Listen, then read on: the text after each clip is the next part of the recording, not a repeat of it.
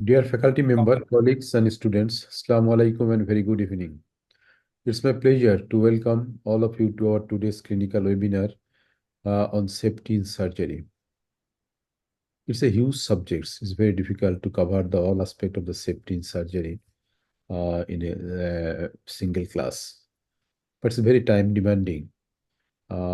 আমরা এখনই দেখতে পাচ্ছি আমাদের উইদিন আওয়ার কান্ট্রি কিছু কিছু সেফটি ইস্যু নিয়ে অনেক কথাবার্তা হচ্ছে because of the recent two issues particularly the circumcisions and the upper GI endoscopy so safety issue is very very important for the patient and we are the surgeons because আমরা involve হচ্ছি পেশেন্টের সঙ্গে some physical ইন্টারভেনশনে that's why আমাদের moral obligations and as well as the ethical obligations অনেক বেশি in compared to the physicians.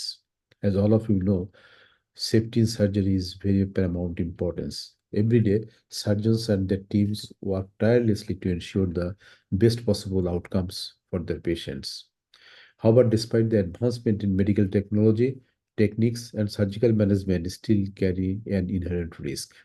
So it is our collective responsibility to improve and implement the best possible practices to minimize the risk and enhance the patient safety. Today, webinar aims to explore the strategies in surgical safety. We'll also discuss the role of technology, teamwork, communications in ensuring the safe surgical environment, which is also very important for the safe conduction of a surgery. Our distinguished panel of experts will share their insights and experiences and providing a valuable perspective from various specialties and the healthcare settings. Because তাদের লাইফটাইমে প্রচুর experience আছে কি করে safe environment unsafe হয় unsafe environment হলে কি কি কনসিকুয়েন্সগুলো হতে পারে So we encourage active participation from all the students as your questions and the contributions will enrich our discussions and foster a collaborative learning environment. Thank you for joining us. And let's make the today's webinar a productive and enlightening experience for all. I hope you'll enjoy the session and will have a very wonderful time with us. So dear students, it's your platform. Enroll your name for the upcoming presentation to this email and the WhatsApp number. No harm to say I don't know যেমন অনেক কিছু কিছু terminology আজও আমরা যে faculty presentation থেকে জানতে চাইবো আমাদের কাছে অনেক কিছু নতুন হতে পারে ইভেন টু মি অনেক কিছুই নিউ হয়তো প্রেজেন্টেশনের মাধ্যমে আমরা আজকে শিখতে পারবো তো এখানে শেখার জন্য আমরা আসছি বোথ ইউ এবং আমরা যারা ফ্যাকাল্টি আছি জাস্ট লিসেন কেয়ারফুলি যদি কোনো কোনো কোশ্চেন করা হয় এর পিছনে কি হিন্টস দিচ্ছে এটা একটু খেয়াল করলেই কোশ্চেনগুলো আনসার করতে পারবে keep an open mind all faculty members are very friendly and সবাই আছে তোমাদের শেখানোর জন্য এখানে and ask as many question as possible I have nothing to disclose but আমাদের এখানে যে যা কিছু ইনফরমেশন দেওয়া হোক না কেন সব কিছুই from some online journals guidelines or seminar থেকে দেওয়া হয় with with references. Okay. So আমরা একটু রিকালেক্ট করি just overview I will take 3 minutes only then I will hand over to professor Masood Karim so আমাদের সাধারণত পাবলিক পারসেপশনটা কি এটা আমরা অনেকেই জানি বাট এই পাবলিক পারসেপশনটাকে ডাব্লিউএইচও গত বছর এটাকে কম্পাইল করে দেখিয়েছে যে আসলে এই সেফটি ইস্যু নিয়ে পাবলিক সাধারণ জেনারেল পাবলিকরা মানে কি চিন্তা করে বা কি ভাবে সেটা নিয়ে আমরা একটু এখন দেখাচ্ছি এই ছোট্ট একটা video clip Something just didn't feel right. We had so many questions. They didn't listen to us again and again. No one told me what went wrong. We all have the right to safe healthcare. Each one of us. Most of the harm caused to patients can be avoided. Safety starts with us. We have the right to ask questions And to get answers.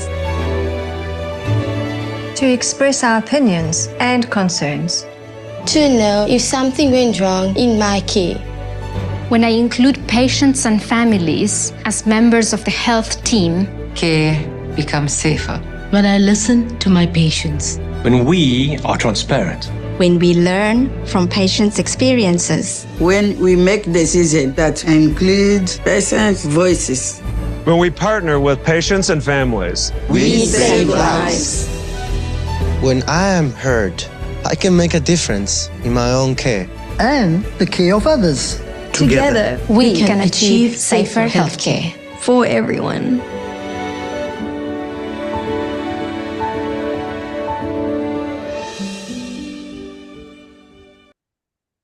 Really আমরা যদি পেশেন্টদের কথা শুনি এবং বলি এবং ওদেরকে বুঝাই আমাদের মানে পেশেন্টের সেফটি ইস্যুগুলো অনেক বেশি বেড়ে যাবে এবং patient has definitely right to know about all the events that may occur in the surgical interventions. So আমার একটু জাস্ট দ্য স্টুডেন্টস একটু জানতে চাচ্ছি যে আমাদের do you have any idea about the post operative complications এর grading নিয়ে কোনো ধারণা আছে?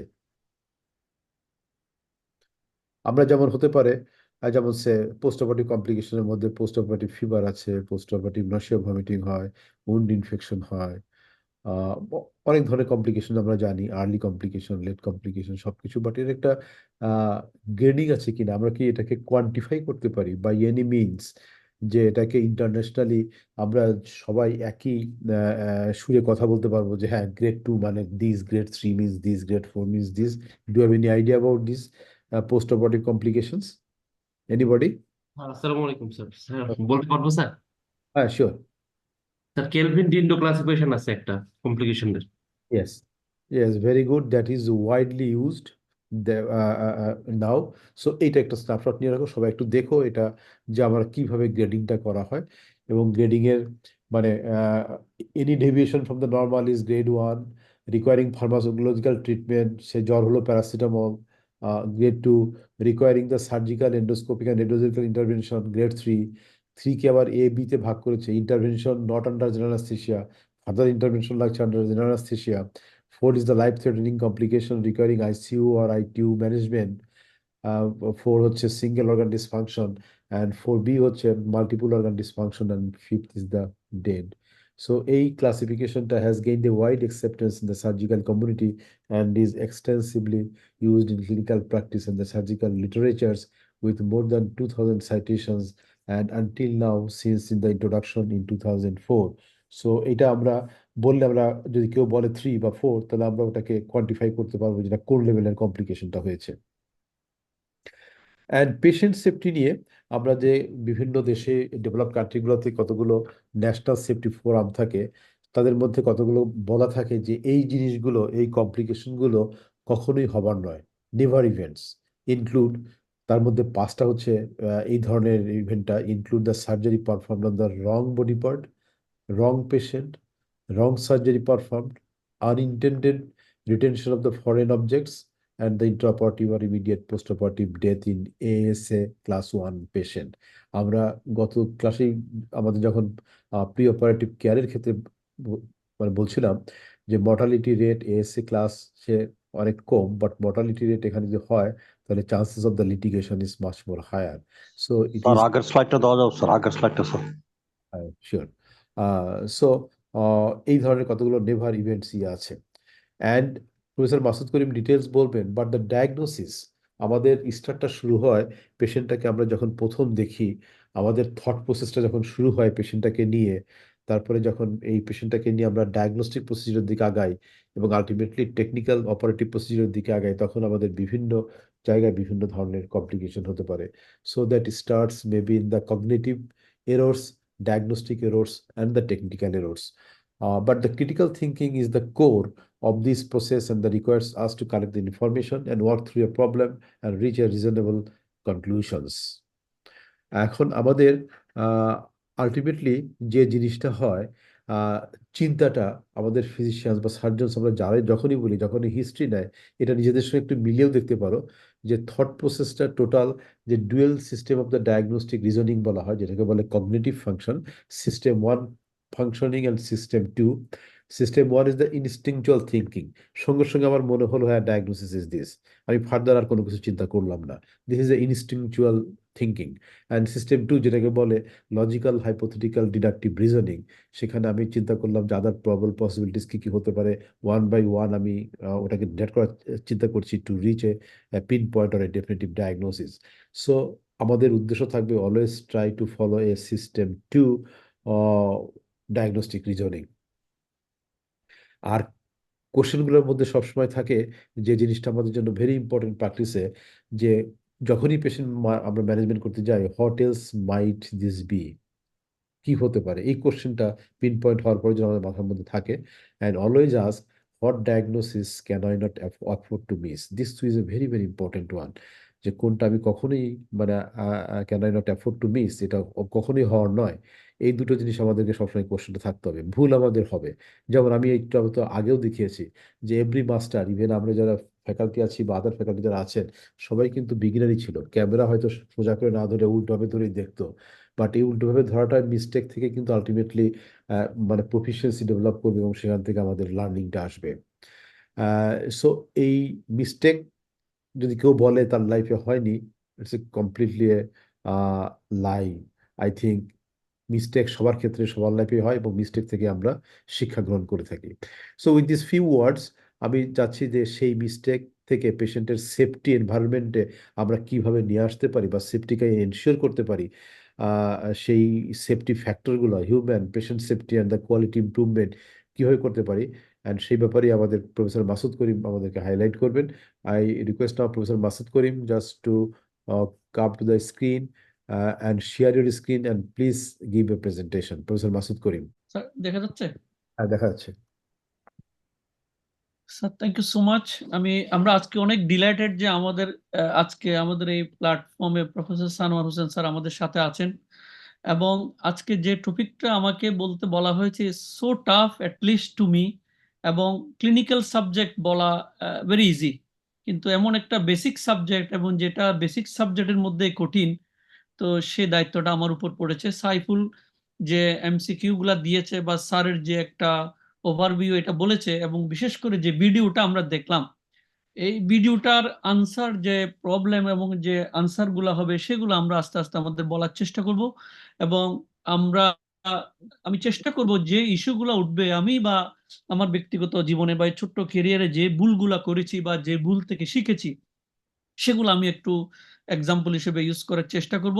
আমি আশা করি সবাই একটু ধৈর্য ধরে শুনবেন। এই জিনিসটা যে একদম পরীক্ষায় কাজে লাগবে না তা নয়, বাট পরীক্ষায় যতটুকু কাজে লাগুক তার চেয়ে সারা জীবন আমাদের এটা কাজে লাগবে। আমরা যতদিন বেঁচে থাকবো, আমরা এজ এ সার্জন হিসেবে বেঁচে থাকবো। সুতরাং জীবনের কোনো না কোনো পর্যায়ে প্রত্যেকটা ইস্যু আমাদেরকে ফেস করতে হবে ইন কোর্স অফ টাইম। তো আমি আশা করবো শেষ পর্যন্ত সবাই ধৈর্য ধরে শুনবেন। অনেকগুলো টার্মিনোলজি আসবে যেগুলো হয়তো আমিও খুব ভালো করে বুঝি নাই, আমরা হয়তো স্যারদের সহায়তা নিয়ে সেগুলা বোঝার চেষ্টা করব, বা আমি যতটুকু বুঝেছি সেটা বলার চেষ্টা করব। আমি আশা করি সব ফ্যাকাল্টি মেম্বার এটা কারেক্ট করে দিবেন বা আপনারা এটা কারেকশনে হেল্প করবেন। তো আমি যদি একটু ওভারভিউ দিই current scenario in health care, আপনি দেখেন যে increasing complexity in health care from top to bottom, এই জিনিসটা আমি মেইনলি ফলো করেছি আমাদের বেইলি ল্যাব, যেটা আমরা টেক্সট বুক হিসেবে পড়াশোনা করি, চ্যাপ্টার 15। তো এই যে ইনক্রিজিং কমপ্লেক্সিটি শুধুমাত্র যে উন্নত দেশ বা মিডল ইনকাম কান্ট্রি তা নয়, উন্নত দেশে এই কমপ্লেক্সিটি গুলো আস্তে আস্তে বাড়তেছে। সেই কমপ্লেক্সিটি গুলো কি আমি যখন আস্তে আস্তে ডিসকাস করব তখন আশা করি সবাই বুঝতে পারবে। তারপর একটা ইস্যু হচ্ছে excess workload and leads to burn out. Burn out মানে এক কথায় যদি আমি বলতে এটা exhausted.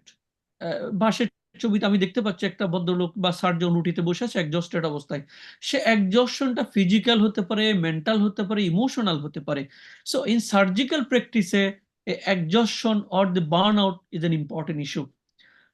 Dissatisfaction of the health workforce from top to bottom, আমাদের যে মিনিস্ট্রি থেকে যদি শুরু করি, আমাদের যে মেডিকেল কলেজ লেভেলে, ইভেন ডিস্ট্রিক্ট লেভেল, উপজেলা লেভেলে, সব জায়গায় সব লেভেলের ডিসস্যাটিসফ্যাকশন আছে। আমি যদি একটা এক্সাম্পল বলি, আপনারা জানেন গত 3 মাস আগে অ্যানেস্থেশিয়ার যে টেকনোলজিস্ট তাদের অ্যাপয়েন্টমেন্ট হয়েছে 3-4 মাস আগে। তা আমার একটা খুব ক্লোজ ছেলে চিটাং জেনারেল হসপিটাল ওর পোস্টিং হয়েছে, সে চিটাং বেস। এখন সে ডিসস্যাটিসফাইড কেন, তাকে চিটাং মেডিকেল কলেজে আসতে হবে, সে একজন উটি অ্যাসিস্ট্যান্ট বয় এরকম। তাহলে ডিস্যাটিসফ্যাকশনটা কোন পর্যায়ে চলে গেছে, এখনো 4 মাস হয় নাই, বেতন পায় নাই, সে ডিস্যাটিসফ্যাকশনটা কোন পর্যায়ে আছে। পুয়ার পেশেন্ট স্যাটিসফ্যাকশন, এটা বিভিন্ন লেভেলে আছে, যেমন poor integration of the care path, রুগী হসপিটালে ঢুকার পরেই বলে আপনাদের এখানে সার্ভিস ঠিক নাই, আপনাদের এখানে ম্যানেজমেন্ট ভালো না, আপনাদের সার্ভিস ভালো না, এটা বলতে থাকে। হ্যাঁ, poor planning and utilisation of the resources, এটা দিয়ে তো বলার কিছু নাই। বিল্ডিং এদিকে ভাঙে, বিল্ডিং এখানে গড়ে, একই বিল্ডিং এর মধ্যে রুম একটা ভাঙে, রুম একটা গড়ে, এবং আমাদের যে ইউটিলাইজেশন অফ রিসোর্স পত্রিকা খুললেই দেখা যায় যে একটা অব্যবহৃত একটা মেশিন পড়ে আছে, অনেক দামি মেশিন পড়ে আছে, এক্সপায়ারি ডেট পার হয়ে গেছে, এরকম আমরা প্রতিনিয়ত শুনতেছি। এবং error in the management and clinical care, এটা তো আছে, আমি তো আর বললাম না যে আমাদের গত 2 সপ্তাহ যদি আমাদের দেশের সিনারিওটা আমরা কম্পেয়ার করি, তাহলে ইজিলি বুঝতে পারবো যে আমাদের ম্যানেজমেন্ট ডেফিনেটলি কিছুটা ইরর আছে এবং ক্লিনিক্যাল কেয়ারে আমাদের ডেফিসিয়েন্সি আছে, এবং আলটিমেটলি সব leads to the poor clinical outcome, যেটা পেশেন্ট আলটিমেটলি সাফার করবে। এখন আমাদের চ্যালেঞ্জগুলা কি?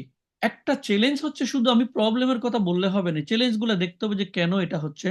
Increasing volume of the patient, আমাদের ওয়ার্ডের ক্যাপাসিটি হলো 60টা, বাট রুগী আছে মেবি 200 অর মোর।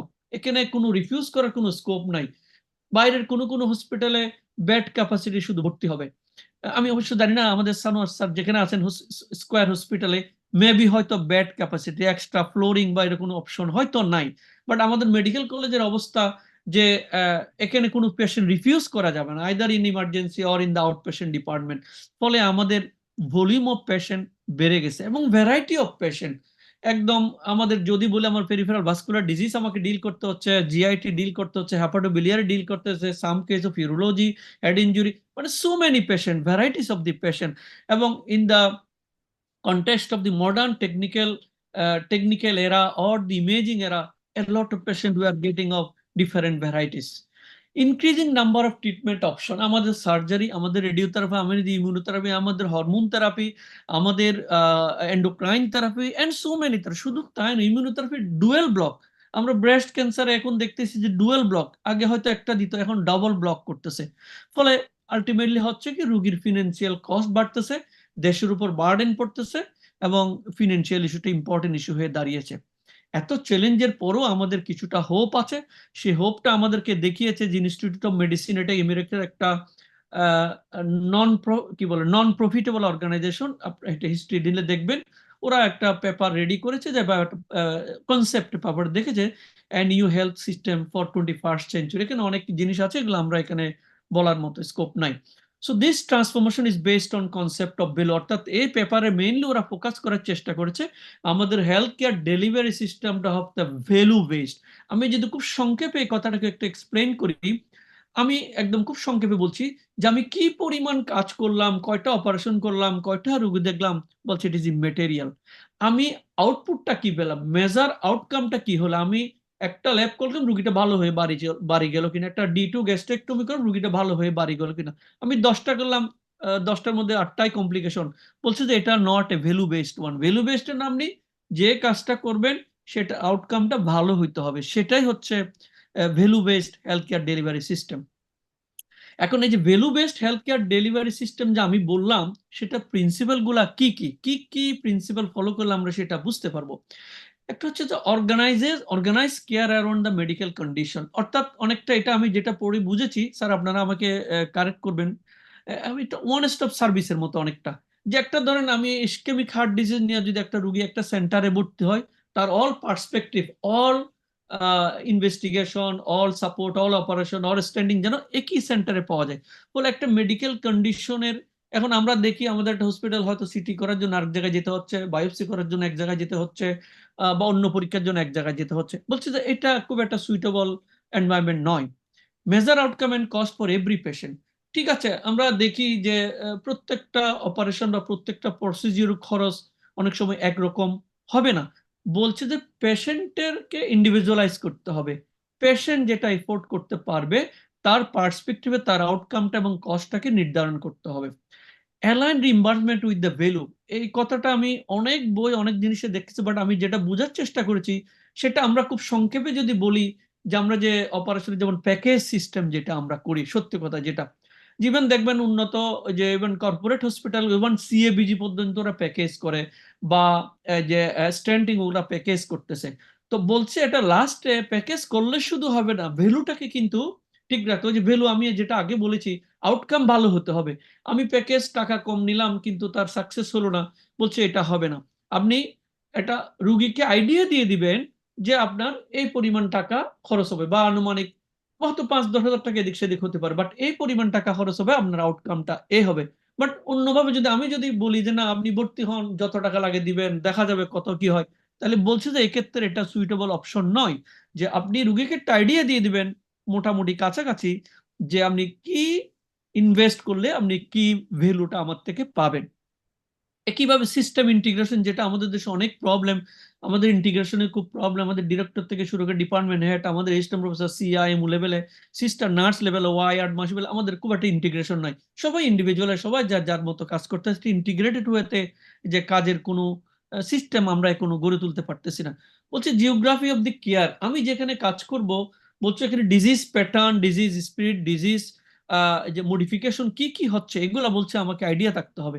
আমাকে এমন একটা জায়গায় নিয়ে দেওয়া হলো যেখানে আমার হয়তো কোনো পরিচিতি নেই বা আমি জানি না, ফলে এখানে ডিফিকাল্ট হয়ে যায়। সেজন্য একটা জিনিস বলা হচ্ছে যে আপনি যেখানে কাজ করেন, যে পরিবেশে আপনি অভ্যস্ত, যে অ্যাসিস্ট্যান্টের সাথে আপনি অভ্যস্ত, যে মেশিনে আপনি অভ্যস্ত, বলছে সেটাতে আপনি কাজ করার চেষ্টা করবেন। এটা থেকে আপনি সরি চেঞ্জ করতে গেলে বলছে কমপ্লিকেশন গুলো অ্যারাইজ করবে। আর বর্তমান প্রেক্ষিতে আমাদের তো ইনফরমেশন টেকনোলজিটা অ্যাভয়েড করার কোনো স্কোপ নাই। আমরা আগে একটা ক্লাসে দেখিয়েছিলাম যে এআইকে যদি আমি বলি আজকের ক্লাস সম্পর্কে আমি যদি বলে দেই, যদি আমার কাছে ওটা আমার মোবাইলে এটা নাই, যে এআইকে যদি আমি বলি বা চ্যাটবটকে যদি আমি বলি যে আপনি যে আজকের ক্লাস সম্পর্কে কিছু আইডিয়া দিই, সে আপনাকে 99% অ্যাকুরেটলি একটা সলিউশন দিয়ে দিবে। তো সুতরাং এই ইনফরমেশন টেকনোলজি আমাদেরকে আর এখন অ্যাভয়েড করা যাবে না। তাহলে এই যে ইস্যুগুলা বললাম, এখানে অনেকগুলো ফ্যাক্টর জড়িত। তার মধ্যে প্রথমটা হলো যে আমাদের হিউম্যান ফ্যাক্টর, এর মধ্যে অনেকগুলো ভাগ আছে। তো আমি যদি একটু ছোট ছোট করে বলি, প্রথমটা হচ্ছে প্যাশন এন্ড সোশ্যাল ডিমান্ড। এর মধ্যে আছে well inform of their disease. আপনি দেখবেন এই যে আমরা বললাম ইনফরমেশন টেকনোলজির যুগে, আধুনিকতার যুগে, পেশেন্টের মোবাইলের মধ্যে এআই আছে, চ্যাটবট আছে, গুগল আছে, আপ টু ডেট আছে, and so many online access. ফলে তারা তাদের রোগ সম্পর্কে পড়ে আসে এবং জেনে আসে। আমি যদি একটা এক্সাম্পল বলি, যখন আমি এফসিপিএস পাস করার পরে 2005-এ সিঙ্গাপুরে গেলাম, আমি হেপাটোবিলিয়ারিতে কাজ করতেছিলাম। যখন সিঙ্গাপুর ন্যাশনাল ইউনিভার্সিটির দুইটা স্টুডেন্ট আসলো আমার কাছে, বড় বোন ছোট বোন আমাদের কাছে আসলো আমার কনসালটেন্টের কাছে। ওর রেকটাল ক্যান্সার ছিল এবং লিভার একটা অলিগোমেটাস্টাইসিস, ছোট্ট একটা লিভার মেটাস্টাইসিস। তো আমাদের কাছে রেফার করলো যে তার লিভারটা এবং কোলনটা একসাথে করা যাবে কিনা। এখন ওরা প্রশ্ন করতে করতে মেয়েরা এমন পর্যায়ে চলে গেল যে বোনটা ভালো, সে আলটিমেটলি জিজ্ঞেস করতেছে আমার কোলন ক্যান্সার হওয়ার সম্ভাবনা কতটুকু, আমি এটা কেমনে আর্লি বুঝতে পারবো, এটাকে জেনেটিক কোনো প্রিভেনশনের ব্যবস্থা আছে কিনা, আমি কিভাবে এটাকে মুক্তি পেতে পারি। সো এটা আমি 2005-এর কথা বলতেছি। তাহলে ওই সময়ে মানুষ কত advance about their disease and disease progress, আর এখন তো সেটা আমার মনে আরো বেশ কয়েক গুণ বেড়ে গেছে। সুতরাং আমাকে আমার প্রস্তুত থাকতে হবে। আমরা যারা আজকে এখানে শুনতেছি, বিশেষ করে আমাদের জুনিয়ররা, যে আমাদেরকে প্রস্তুত থাকতে হবে। তোমরা যখন আমাদের পর্যায়ে আসবে দেখবে যে এই জিনিসগুলোর অ্যাক্সেস আরো অনেক বেড়ে যাবে এবং আমাদের জানতে হবে active participation in decision making, যেটা অনেক সময় আমরা করি না পেশেন্টকে। সত্যি কথা, আমাদের দেশে এখন হয়তো কিছুটা চালু হয়েছে, পরীক্ষার চাপে হোক বা পরীক্ষার বিভিন্ন কারণে হোক, সামাজিক, বাট ইভেন আমাদের অ্যাটেন্ডেন্সটাই বলে স্যার আমার মাকে বের করে দেন, ওনার সামনে বলবেন না, উনি ভয় পাবে, ক্যান্সার হয়েছে এটা শুনলে ভয় পাবে। ইভেন ডায়াবেটিস ডিসক্লোজ করতে দিচ্ছে না। তাহলে এটা ঠিক নয়। ডিসিশন মেকিং এ রুগীর পার্টিকে যত আমরা ইনভলভ করতে পারবো তত কাজটা আমাদের সহজ হবে এবং ভালো হবে। Transparency in defining and justifying decision. আমি একটা রুগী দেখলাম রাইট এলেক্ট্রোসালাম, আমি অবভিয়াসলি বুঝতেছি যেটা অ্যাপেন্ডিকুলার লাম, বাট আমি সিদ্ধান্ত দিলাম হলো যে না আপনার অপারেশন করে ফেলবো। অন দ্য আদার হ্যান্ড আমি দেখতেছি এটা অ্যাপেন্ডিকুলার, আমি বললাম যে না আপনার অপারেশন লাগবে না। তাহলে এই জিনিসগুলা করা উচিত হবে না। আমি জাস্ট একটা এক্সাম্পল বললাম। মোস্ট ইম্পর্টেন্ট একটা জিনিস হলো honest appraisal of what went রং। আমি অ্যাপ্রাইজাল মানে একটা অ্যাসেসমেন্ট করে একটা অপিনিয়ন দেওয়া। তাহলে আমি যে ডান পাশে নিচে একটা এক্সরে দিয়েছি, এখানে এই রুগীটা আমার কাছে গত সপ্তাহে আসছে। বাচ্চাটার বয়স হলো 17 মাস। আমাকে 8টার দিকে দেখালো, রাত 8টার দিকে। তাই সে তার আধা ঘন্টা আগে একটা স্ক্রু খেয়ে ফেলেছে। তাহলে এর অ্যাপ্রাইজালটা আমার কি হবে? আমি যার সাথে একটা এক্সরে করে দেখলাম যে তার স্টোমাকের মধ্যে একটা ফরেন বডি দেখা যাচ্ছে। মা বাবা খুবই আত্মীয় স্বজন মোটামুটি 10 জন আসছে। তা আমি তো একভাবে যদি আমি এটাকে অ্যাপ্রাইজাল করি যে না ঠিক আছে আপনাকে আর্জেন্টলি এখন এটা অজ্ঞান করে ভিতরে এন্ডোস্কোপ ঢুকে এটা বের করে ফেলতে হবে, এটা একটা হয়তো আমার অ্যাপ্রাইজাল হতে পারে। অন্যভাবে আমি হয়তো বলতে পারি না যে এটা ভয়ের কোনো কারণে আমি একটু লেক্সেটিভ দিয়ে দিলাম, আপনি একটু অবজার্ভ করেন, একটু আমরা দেখবো ফলো আপ করে, হয়তো এটা পায়খানার সাথে বেরিয়েও যেতে পারে। তাহলে আমরা হয়তো সেকেন্ড অপশনটা চুজ করেছিলাম। তাহলে এই জিনিসগুলা আমি যদি রুগীকে না বুঝাই, যদি আমি না বলি, এবং প্রেজার যদি ঠিক না হয়, তাহলে আমাদের এই সমস্যাগুলা বাড়তে থাকবে। এবং surgeon have to cope up with the knowledge, আমি যেটা একটু আগেও বলেছিলাম, আমাদের নলেজটাকে আপগ্রেড করতে হবে, কারণ পেশেন্ট পড়ে আসতেছে বিভিন্ন মাধ্যম থেকে, আর ইউটিউবে তো কোনো অভাব নাই, ফেসবুকে কোনো অভাব নাই। সুতরাং তারা সঠিক হোক ভুল হোক, যদিও সব ওখানে সঠিক তথ্য থাকে না, তাহলে এটা আমাদের দায়িত্ব। আমি যদি সঠিকটা না জানি, তাহলে আমি রোগীকে বুঝাতে পারবো না। টেকনিক্যাল স্কিল কোনো বিকল্প নেই, আমাদেরকে অ্যাকোয়ার করতেই হবে। যেমন আমার বলতে এখন কোনো লজ্জা নাই যে আমরা আমাদের যে ট্রেনি সাইফুল, যে অ্যাসিস্ট্যান্ট প্রফেসর আজকে আমাদের যে পোলিংটা মডারেট করে, আমরা তার থেকে অনেক কিছু শিখতেছি। আমরা আগে D2 গ্যাস্ট্রেক্টমি মোটামুটি 1.5-2 ঘন্টা বা 1.5 ঘন্টার মধ্যে শেষ করে ফেলতাম। বাট ও যখন বিদেশে ট্রেনিং করে আসার পর আমরা যখন ওটা দেখলাম যে what we did this many years, আমরা দেখতেছি এখন একটা D2 করতে আমাদের 4 ঘন্টা লাগতেছে। বলে এই যে টেকনিক্যাল স্কিল গুলা আমাদেরকে শিখতে হবে। কার থেকে শিখলাম এটা কোনো বিষয় নয়, বাট আমাদেরকে শিখতে হবে। মাস্টারি অফ কমপ্লেক্স ইকুইপমেন্ট, আমি দেখেছি আমরা যখন ইন্টার্নি ছিলাম, আমাদের শ্রদ্ধেয় প্রফেসর সুবান প্রামাণিক স্যার আমাদের রংপুর মেডিকেল কলেজে বিশাল বিশাল ফাইল এরিয়াল স্ক্রোটাম আসতো।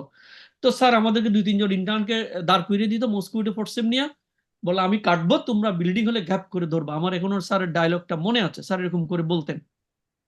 বাট এখন আমাদের কি আছে? আমাদের কাছে হারমোনিক, আমাদের কাছে লিগাশিওর, আমাদের কাছে ক্লিপ, আমাদের কাছে argon beam coagulation, tissue gel, foam, glow, what not. ফলে এই যে আমাদের ইকুইপমেন্টের যে অ্যাডভান্সমেন্ট হয়েছে বা স্টাবলার, এটা আমাদেরকে জানতে হবে, নাহলে আমরা টিকতে পারবো না। এবং অবশ্যই কমিউনিকেশন স্কিল, এটা একটা ডিফারেন্ট চ্যাপ্টার, এটা আমাদেরকে অবশ্যই জানতে হবে। এখন to deal with this sorts of problem, যেটা সাইফুল একটু আমাদেরকে বলেছিল, যে এই যে আমাদের যে সেফটি প্রিন্সিপালটা আসছে হচ্ছে এভিয়েশন ইন্ডাস্ট্রি থেকে। তো হোয়াই এভিয়েশন ইন্ডাস্ট্রি? বলা হচ্ছে যে যতগুলো ইন্ডাস্ট্রি দুনিয়াতে এক্সিস্ট আছে, one of the safest is the aviation industry. কারণ আকাশে যদি একটা বিমান অ্যাক্সিডেন্ট হয়, বাঁচার কোনো সম্ভাবনা নাই। সেজন্য এটাকে এত ফাইন টিউনিং করে একটা বিমানকে আকাশে উড়ানো হয়, বা একটা বিমানের পাইলটকে সার্টিফিকেট দেওয়া হয়, একটা বিমানকে অনুমতি দেওয়া হয়। ফলে এভিয়েশন ইন্ডাস্ট্রিটা যেমন একটা খুব সিকিউরড এরিয়া, ঠিক একইভাবে আমাদের সার্জারিটা বা সার্জিক্যাল ফিল্ডটা হচ্ছে একটা সিকিউরড এরিয়া। ফলে এখানে আমাদের ভায়োলেশন বা অবহেলার বা কোনো স্কোপ নাই। তো এখানে অনেকগুলো ফ্যাক্টর আছে। এখানে হিউম্যান ফ্যাক্টরটা কি? একটা আছে জব ফ্যাক্টর, আমি আস্তে আস্তে ডিসকাস করবো এগুলা, আমি আশা করি ধৈর্য ধরে সবাই আমরা শুনবো। ইন্ডিভিজুয়াল ফ্যাক্টর আছে কিছু, এবং অর্গানাইজেশনাল ফ্যাক্টর, সবগুলো আমরা ডিটেইলস বলবো। এটাও আমাদের বেলি লাভ বেস্ট। বাট আমি আরেকটা জায়গায় দেখলাম, এটা আমার কাছে পছন্দ হয়েছে। সেখানে বলছে এজ এ সার্জন আপনাকে আপনার ক্লায়েন্ট যারা বা আপনার ইউজার যারা, যে সার্ভিস আপনার থেকে নিবে, তাকে আপনাকে বুঝতে হবে। আপনার কাছে ইউনিভার্সিটির প্রফেসর আসতে পারে, গ্রামের কৃষানি আসতে পারে, হেলথ ওয়ার্কার আসতে পারে। ফলে আপনাকে ইউজারটাকে বুঝতে হবে কে আপনার কাছে এসছে, ভেরি ইম্পর্টেন্ট। নাম্বার 2 হচ্ছে বট আপনার কাজটা আপনার বুঝতে হবে, যে আপনি কি করবেন সেটা। আপনি তাকে কনজারভেটিভ দিবেন, তাকে অপারেশন করবেন, তাকে একটা ব্যায়াম শিখাই দিবেন, সেটা আপনাকে বুঝতে হবে। তারপর বলছে যে understand the context and consider overall system. তার লেভেল বুঝতে হবে, যে আমাকে পুরা ওভারঅল সিস্টেম আমাকে বুঝে ফেলতে হবে, যে আমি তার জন্য কি করব, কি হবে কি না হবে এগুলো। আমি যদি আর একটু ডিটেলস বলি, একটা রোগী আমার চেম্বারে আসার সাথে সাথে আমাকে বুঝতে হবে আমি তার ডায়াগনোসিসটা করতে পারলাম কিনা, আমি তার ওয়ার্ক আপ কিভাবে করব, আমি তাকে অপারেশন করবো না কনজারভেটিভ দিব, আমি তাকে কোথায় করব, দিনের কোন সময় করবো, অ্যানেস্থেসিয়া কে দিবে, কোন হসপিটালে করব, টাকা কেমন লাগবে, তার সোশ্যাল স্ট্যাটাস কেমন, পলিটিক্যাল ব্যাকগ্রাউন্ড কেমন, কমপ্লিকেশন রিলেটেড আমি ডিল করতে পারি। এগুলোকে সবগুলো এক কথায় বলে anticipation. So as a surgeon, আমাদের যার যত বেশি অ্যান্টিসিপেশন থাকবে, তার সার্জারির আউটকাম বা ভালো সার্জন হওয়ার কোয়ালিটি তত বাড়বে। দেন বলছে think about the errors and people might take. এই কাজটা করতে গিয়া অন্যরা কি ভুল করেছে বা স্ট্যাটিস্টিক্স কি ভুল করেছে, সেটা আমাকে অবশ্যই মাথায় থাকতে হবে। এবং আলটিমেটলি আমার পেশেন্টের ডিমান্ডটা কি, আমার যে ক্লায়েন্ট তার ডিমান্ডটা কি, আমি শুধু আমার মতো করলে হবে না, তার ডিমান্ডটাকে ফুলফিল করতে হবে উইথ ডিউ রেসপেক্ট। এখন আমি যেটা বলছিলাম, জব ফ্যাক্টরের মধ্যে কি কি ফ্যাক্টর আছে? একটা হচ্ছে নেচার অফ টাস্ক, আমাদের কাজ কি কি।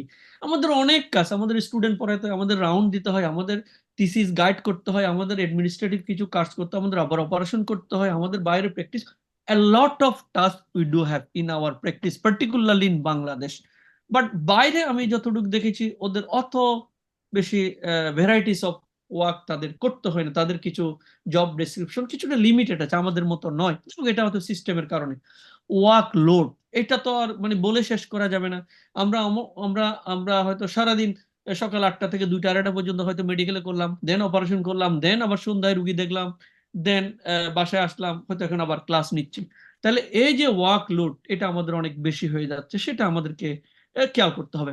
এবং ওয়ার্কিং এনভায়রনমেন্ট, আমাদের যে হয়তো আমাদের, আমি আজকে সানোয়ার স্যারের রেফারেন্সই দিব, স্কোয়ার হসপিটালের এনভায়রনমেন্ট হয়তো আমাদের মেডিকেল কলেজের এনভায়রনমেন্ট এক নয়। স্যার হয়তো আরো স্যারের অভিজ্ঞতা থেকে অনেক সুন্দর করে হয়তো বলবেন, স্যারও মেডিকেল কলেজে কাজ করেছেন, ফলে different hospital, Dhaka medical environment, Chittagong medical environment এক নয়। সুতরাং এনভায়রনমেন্ট ফ্যাক্টর অনেকগুলা ইনফ্লুয়েন্স আমাদের এই কাজের ক্ষেত্রে করে। So this include the matching of the job of the physical and mental strength. আচ্ছা, এখন ইন্ডিভিজুয়াল ফ্যাক্টর গুলা খুব ইম্পর্টেন্ট, যেটা আমরা এখন ইন্ডিভিজুয়াল লেভেলে চলে আসছি। হাংরি বলতে যেখানে খিদা, যে পেটের খিদে, এটাকে কিন্তু বুঝাচ্ছে না। এটা একটা, আমি পরে দেখলাম যে অনেক ব্রড টার্ম বলে এই শব্দটাকে ইউজ করা হয়েছে। যেমন কেউ যদি মনে করে যে আমার একটা এখন মার্সিডিজ গাড়ি আছে, ওর একটা মার্সিডিজ লাগবে, এটা একটা হাংরি। আমি আজকে প্রফেসর হয়েছে, আরেকজন বলছে না আমাকে কালকে প্রফেসর হইতে হবে, এটা একটা হাংরিনেস। তো এরকম শত শত এক্সাম্পল দেওয়া যাবে। আমি আজকে অ্যাসিস্ট্যান্ট প্রফেসর, ও বলে যে না আমি তো এখনো জুনিয়র কনসালটেন্ট, অনেকদিন পড়ে আছি। ও ঢাকা মেডিকেলে কাজ করে, আমি বলতেছি ঢাকা মেডিকেলে কাজ করি। তাহলে এই হাংরিনেসটা বিভিন্ন অ্যাসপেক্টে হতে পারে। এটা একটা আমাদের হেলথ ফ্যাক্টরে, এটা একটা ইম্পর্টেন্ট ইস্যু, যেটা ইন্ডিভিজুয়াল ফ্যাক্টরে পর্যায়ে পড়ে, যেটা হেলথ সিস্টেমকে এফেক্ট করতেছে। অ্যাংরি অর ইমোশন, আমাদের যে পার্সোনাল লাইফে বা আমাদের সোশ্যাল লাইফে বা আমাদের ফ্যামিলি লাইফে যে প্রবলেমগুলো আছে, ইমোশনগুলো আছে, সেগুলো আমার প্র্যাকটিসে বা আমার কাজের ক্ষেত্রে ব্যাঘাত ঘটাতে পারে। স্লিপ ডেপ্রিভেশন, আমাদের চট্টগ্রামে বলি আমি, এমনও রুগী ডাক্তার আছে দেখি আমরা রাতে 3টা 4টা পর্যন্ত রুগী দেখে, সকালে আবার মেডিকেলে আসে। তাহলে এই যে ঘুমটা কোথায় ওনার, তাহলে ওনার এই যে রেস্টটা কোথায়? দে আর এক্সস্টেড, দে আর সো টায়ার্ড। তাহলে এটা অবশ্যই একটা ইফেক্ট। কম্পিটেন্সি আমরা আরো ডিটেলস পরে বলবো এটা কিভাবে আসবে, আমি এখানে আর ডিটেলস বলছি না। এন্ড ইম্পর্টেন্টলি আমার অ্যাটিটিউড কেউ কোনোদিন কাউকে বলে শিখাতে হবে না, শিখাতে পারবেন, এটা ভিতর থেকে আসতে হবে। আমি কি চাই, আমি পেশেন্টের জন্য কি করতে চাই, সমাজের জন্য কি করতে, সেটা আমার ভিতর থেকে আসতে হবে, অন্যদের থেকে শিখে। আমি ভালোটা ফলো করব, আরেকজন খারাপ করতেছে গড্ডালিকে, আমি কেন এটা ফলো করব, আমি ভালোটা দেখবো। So this all factor influences human behaviour in a complex way and ultimately that influences on a health delivery system. আমরা যদি একটা অর্গানাইজেশন ফ্যাক্টরের কথা বলি, দ্য কালচার অফ, আমি একটু আগেও বলেছি, ওয়ার্ক প্লেস এক এক জায়গায় এক এক রকম, রিসোর্স এক এক জায়গায় এক এক রকম। আবার একই কথা, একটা কর্পোরেট হসপিটালের যে রিসোর্স আছে বা ফেসিলিটি হয়তো আমাদের এখানে এরকম নাই, এবং কমিউনিকেশনের ওখানে যেরকম কমিউনিকেশন একটা ইন্টিগ্রেটেড সিস্টেমে চলে, হয়তো আমাদের পাবলিক হসপিটালগুলোতে হয়তো ওরকম নাই, এবং লিডারশিপের আমাদের বড়ই অভাব, এটা বলে বোঝানো যাবে না। এখন আমরা আমাদের একটা ইম্পর্টেন্ট টপিক হলো পেশেন্ট সেফটি। আমরা সবাই জানি যে প্রাইমাম নন নোসের, এটা আমরা সে 3rd ইয়ার থেকে জানি যে ফার্স্ট ডু নো হার্ম। তারপরেও তো আমাদের ভুল হয়ে যাচ্ছে। আমরা হয়তো মনে প্রাণে বিশ্বাস করতেছি আমরা রোগীর ভালো চাই, আমরা রোগীর কখনো খারাপ চাই না, আমরা অবশ্যই কাজে এবং মনে বিশ্বাস করতেছি, বাট ইভেন দেন বলছে to err is human, building a safer health system. এটা হচ্ছে ইউএস আমরা আগেও বলেছি যে ন্যাশনাল একাডেমি অফ মেডিসিন, যেটা ওরা একটা কনসেপ্ট পেপার করেছে, যে এটা বিশাল এক পেপারে অনেক কিছু এখানে বলা আছে, যে মুদ্রা কথা হলো যে আমাদের ভুল হতে পারে, বাট তারপর আমরা চেষ্টা করব যেন একটা safe health care delivery system আমরা পেশেন্টকে প্রোভাইড করতে পারি। এখানে এক্সপার্টসরা দেখেছে প্রতি বছর প্রায় 98,000 people die of this medical error, প্রতি বছর 98,000, প্রায় 1 লাখের কাছাকাছি। এবং 1 in every 10 patient suffers from preventable harm, এটা WHO এর স্ট্যাটিস্টিক্স, আমার মুখের কথা নয়। এবং এর মধ্যে দেখা গেছে iatrogenic patient harm is the 15th leading cause of global disease burden. OECD মানে organisation of economic cooperation and development, অর্থাৎ এটা বিশ্বের 38টা উন্নত দেশের যে একটা ফোরাম, ইকোনমিক ফোরাম, এই আমরা তো ওখানে নাই, যে উন্নত দেশগুলোর এখানে ফোরামের বলছে যে তাদের মধ্যে এটা 15 লিডিং কজ। সুতরাং এটা যে 3rd ওয়ার্ল্ড কান্ট্রিতে মেডিকেল লিটিগেশন গুলো হচ্ছে তা কিন্তু নয়, উন্নত দেশেও আছে। ইভেন আমি অনেক এরকম 2-একটা সাক্ষী দেখেছি সিঙ্গাপুর বা আমেরিকায়।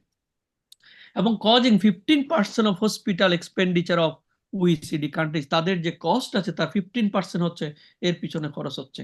এটা হচ্ছে ওই যে পেপারটা টুয়ারিস হিউম্যানিটি আমরা বলেছিলাম, এটা বিশাল একটা পেপার, কেউ চাইলে পড়ে নিতে পারেন। এখন ফ্যাক্টরস কি কি ফ্যাক্টর এখন পেশেন্ট সেফটিতে আমাদের ইনকর্পোরেট করতেছে। প্রথমটা হলো আমাদের হিউম্যান ফ্যাক্টর। প্রথম আছে আমাদের ইনএডুকেট পেশেন্ট অ্যাসেসমেন্ট। আমরা নাইদার ক্লিনিক্যালি নর ইন দা ইনভেস্টিগেশন আমরা পেশেন্টকে প্রপারলি হয়তো অ্যাসেস করতেছি না। কিরকম হয়তো আমি যদি একটা এক্সাম, আমি হয়তো পেশেন্ট ল্যাব কল করব, আমি অ্যাবডোমেনই দেখলাম না, বাট যখন অপারেশন করতে টেবিলে তুললো দেখলাম আমি একটা বিশাল একটা আম্বিলিকাল হার্নিয়া। অথবা আমি ল্যাব কল করব, অপারেশন টেবিলে দেখলাম বিশাল আপার মিডলাইন একটা ইনসিশন, ফলে আমি রুগীটা আগে ক্লিনিক্যালি দেখিই নাই, তাহলে এরকম আমাদের হচ্ছে। অথবা এমনও হচ্ছে অনেক সময় দেখা যায় যে একটা আলট্রাসোনোগ্রাফি করে আসলো পেরিফেরি থেকে কোয়ালিটি সম্পন্ন নয়, পাথর আছে, বাট আমি অপারেশন করে দেখলাম যে পাথর নাই। উল্টাটাও হচ্ছে।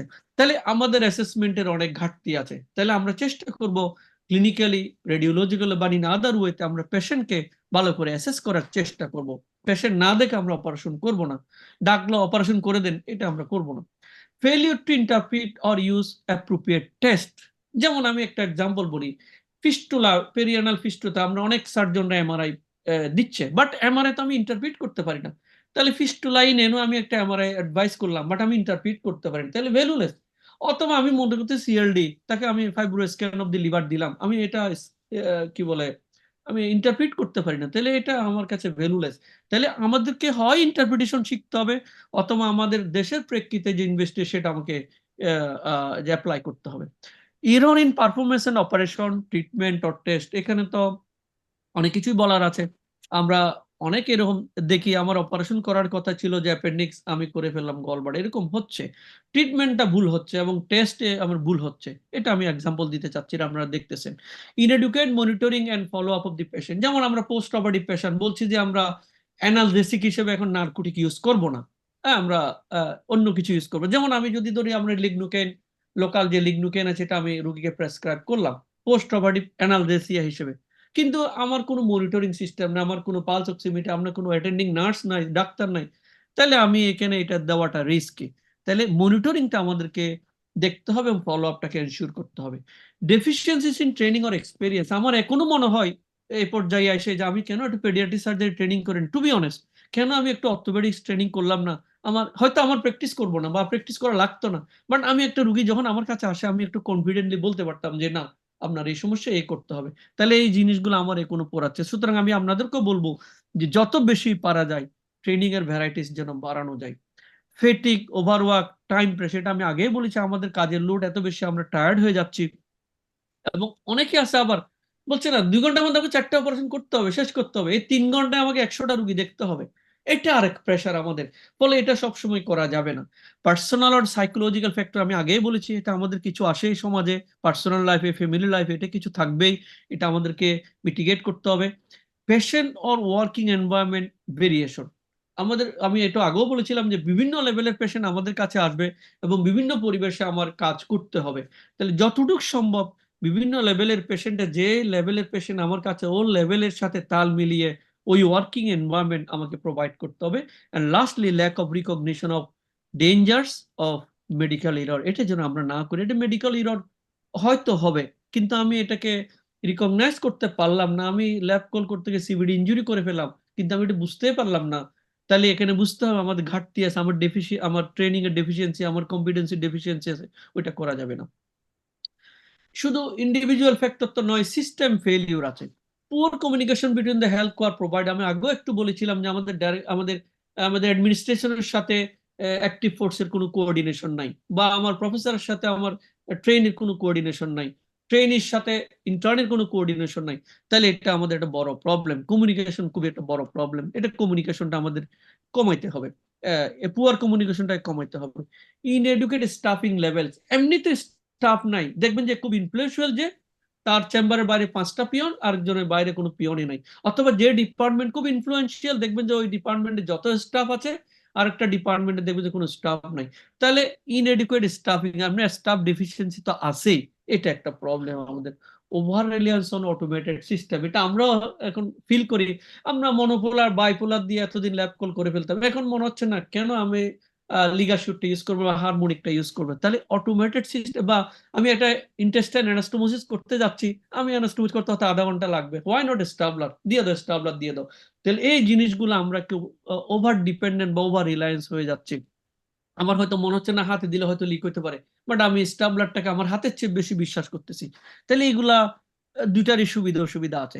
Lack of coordination at handover, এটা নিয়ে তো বলার কোনো শেষ নেই। আমরা যে কোনো একটা হসপিটালে গেলে আমার সিএকে যদি জিজ্ঞেস করে স্যার আমাকে এটা হ্যান্ডওভার দিয়ে যায় নাই, কেন তাহলে তুমি রুগীটা সম্পর্কে জানো না কেন? আমাকে স্যার হ্যান্ডওভার দিয়ে যায় নাই। ঠিক ক্লিনিকে যদি যান, আগের মর্নিং শিফটের ডাক্তার ইভিনিং শিফটের ডাক্তারকে হ্যান্ডওভার দিয়ে যায় না। ফলে একটা রুগী সম্পর্কে যদি জিজ্ঞেস করি কিছু বলতে পারেন। শুধু ডাক্তার লেভেলে, নার্স লেভেলে যদি বলে এটা আউটপুট কত, নাই, বলা নাই, খবর নাই। সুতরাং এটা সব লেভেলে হ্যান্ডওভারের আমাদের খুবই প্রবলেম। ড্রাগের সিমিলারিটি, এটা আমি আর বেশি বলছি না, অনেকগুলো ড্রাগ সিমিলার। আমরা ড্রাগের ডোসেজ জানি না, আমরা ক্যালকুলেট করতে পারি না, আমরা সাইড ইফেক্ট জানি না, আমরা ড্রাগ ইন্টারাকশন হচ্ছে এটা বুঝতে পারি না। ফলে এটা আমাদের একটা problem. Environment design and infrastructure, আমরা যদি মেডিকেল কলেজের হসপিটালের রুটিগুলা দেখি, কোনোটা একটা স্ট্যান্ডার্ড রুটির যে সেট আপ, কোনোটাই ওভাবে তৈরি না। আমি জানি না কেন ওরকম এভাবে তৈরি করা হয়েছিল, বাট আমরা যদি, আমি সব হসপিটাল অবশ্য দেখি নাই, আমরা যদি যেমন চিটাগের ইম্পেরিয়াল হসপিটাল যদি আমরা দেখি, অথবা ঢাকার বারডেম হসপিটাল যে দেখি, আমরা যেখানে দেখেছি, বিশেষ করে বারডেম হসপিটালের উটি যদি আমরা দেখেন এটা কত সিস্টেম, আমরা বইয়ে যেভাবে পড়ি একটা উটি স্ট্রাকচার কিভাবে হওয়া উচিত, ঠিক ওভাবে বারডেম হসপিটালের উটিটা, আমি যখন তখন কাজ করেছি 2001 থেকে 96 থেকে ওইদিকে, তখন ওরকম ছিল আর কি। আমি জানি এখন চেঞ্জ হয়েছে কিনা। যেমন ইকুইপমেন্ট ফেলিউর, এটা তো বলার কোনো অপেক্ষা রাখে না। উঠি লাইট জ্বলে না, টেবিল উপর ওঠে না, ডান কাত বাম কাত হয় না, এসি চলে না, ফ্যান চলে না, ডায়াথার্মি কাজ করে না, এটা অহরহ ইকুইপমেন্ট ফেলিউর আমাদের এটা নিত্য সঙ্গী, এবং এটা মুক্ত থাকতে হবে। Cost cutting measure by hospital, যদিও এই কথাটা অবশ্য আমাদের জন্য খুব একটা প্রযোজ্য নয়, বাট এটা ওয়েস্টার্ন কান্ট্রিতে হেলথ ইকোনমিক্স একটা বিশাল চ্যাপ্টার, এবং টপ লেভেল থেকে বলে দেওয়া হয় যতটুকু সম্ভব আমরা কম খরচ করবেন, যত কম খরচে রুগীটাকে সার্ভিস দেওয়া যায়। এটা অবশ্যই আমাদেরকে ফলো করতে, যদিও আমাদের হসপিটালগুলো সরকার যতটুকু পারে দিচ্ছে, বাট তারপরেও তো টাকায় দেশের টাকা, যতটুকু সম্ভব এটাকে মিনিমাইজ করার চেষ্টা করতে হবে। এবং পুয়ার গভর্নমেন্ট স্ট্রাকচার, এটা তো আমাদের বলার কিছু নেই।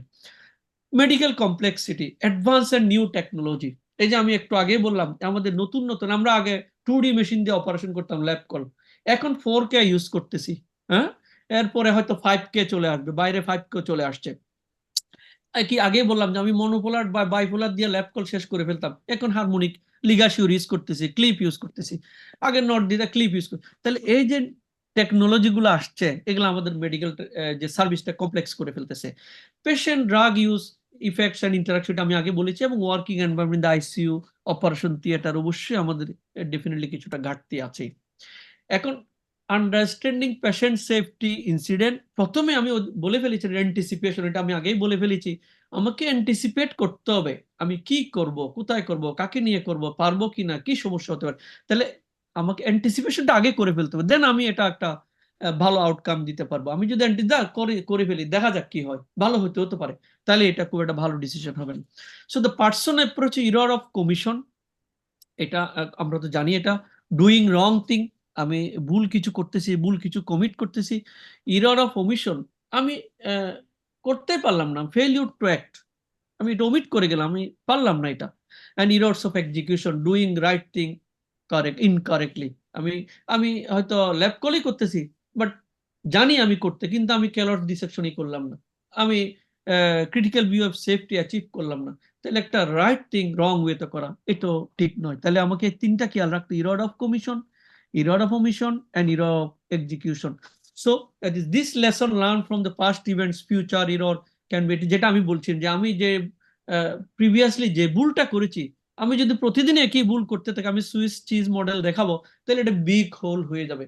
তাহলে আমার যে প্রোটেকশন ব্যারিয়ার গুলো আছে, সেটা অর্থাৎ আমাকে যে আল্লাহ একটা জ্ঞান দিয়েছে, আমি এটা ভুল করেছি, ঠিক আছে, সেটা আমাকে কারেকশন করতে। আমাদের হাজার হাজার ল্যাব কল করার পরও এখনো মনে হচ্ছে যে না, আমার মনে পোর্ট করাটা এটা ঠিক হয় না, বা এই সুতাটা দেওয়াটা মনে হয় ঠিক হচ্ছে না, আমার স্টিচটা একটু টাইট হয়েছে, এরকম আমাদের কাছে প্রায়ই মনে হচ্ছে। ঠিক একইভাবে system approach, promise to learn, commitment to act, এর ভিত্তিতে এই জিনিসগুলো আসছে। এটাই সব ইংল্যান্ডের কথাবার্তা। প্রমিস, আমাকে শিকার প্রমিস থাকতে হবে, আমাদের দৃঢ় প্রতিজ্ঞা থাকতে হবে যে আমাকে শিখতে হবে এবং আমি সেটা আমাকে অ্যাপ্লাই করব। এর উপর ভিত্তি করে এই সেফটি ইস্যুগুলো আসছে, আমি শিখবো এবং আমি সেটা অ্যাপ্লাই করব। এটাই হলো যে সেফটি ইস্যুগুলো এই প্রিন্সিপাল থেকে আসছে। তাহলে এখানে দুইটা সেফটি আছে, safety 1 and safety 2।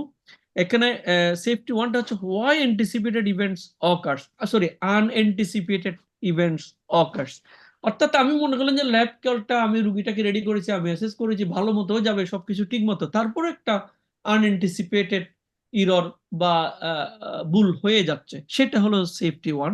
As a few things as possible go wrong, মানে এটা আমি রুগীটাকে একদম অপটিমাইজ করেছি, বাট তারপরে একটু ভুল হচ্ছে, বাট এটা সংখ্যা খুব মিনিমাম। যেমন এখানে ওখানে ওরা, আমি এটা সেফটি ওয়ান সেফটি বিশাল এক বই আছে আমি দেখলাম, এবং এত কঠিন জিনিসগুলা তোরা বলছে, মানে এভিয়েশন ইন্ডাস্ট্রি যেমন সেফটি, সেফটি ওয়ানটা হচ্ছে ঠিক ওরকম, যে হ্যাভ এ সেফ ফ্লাইট। ওরা শুরুটা করেছে এভাবে, বলছে হ্যাভ এ সেফ ফ্লাইট, যে ফ্লাইট ওরা ধরে নিছে, সে ফ্লাইটে যখন আসবে তাহলে তার রিটার্নটা খুব সেফ হবে।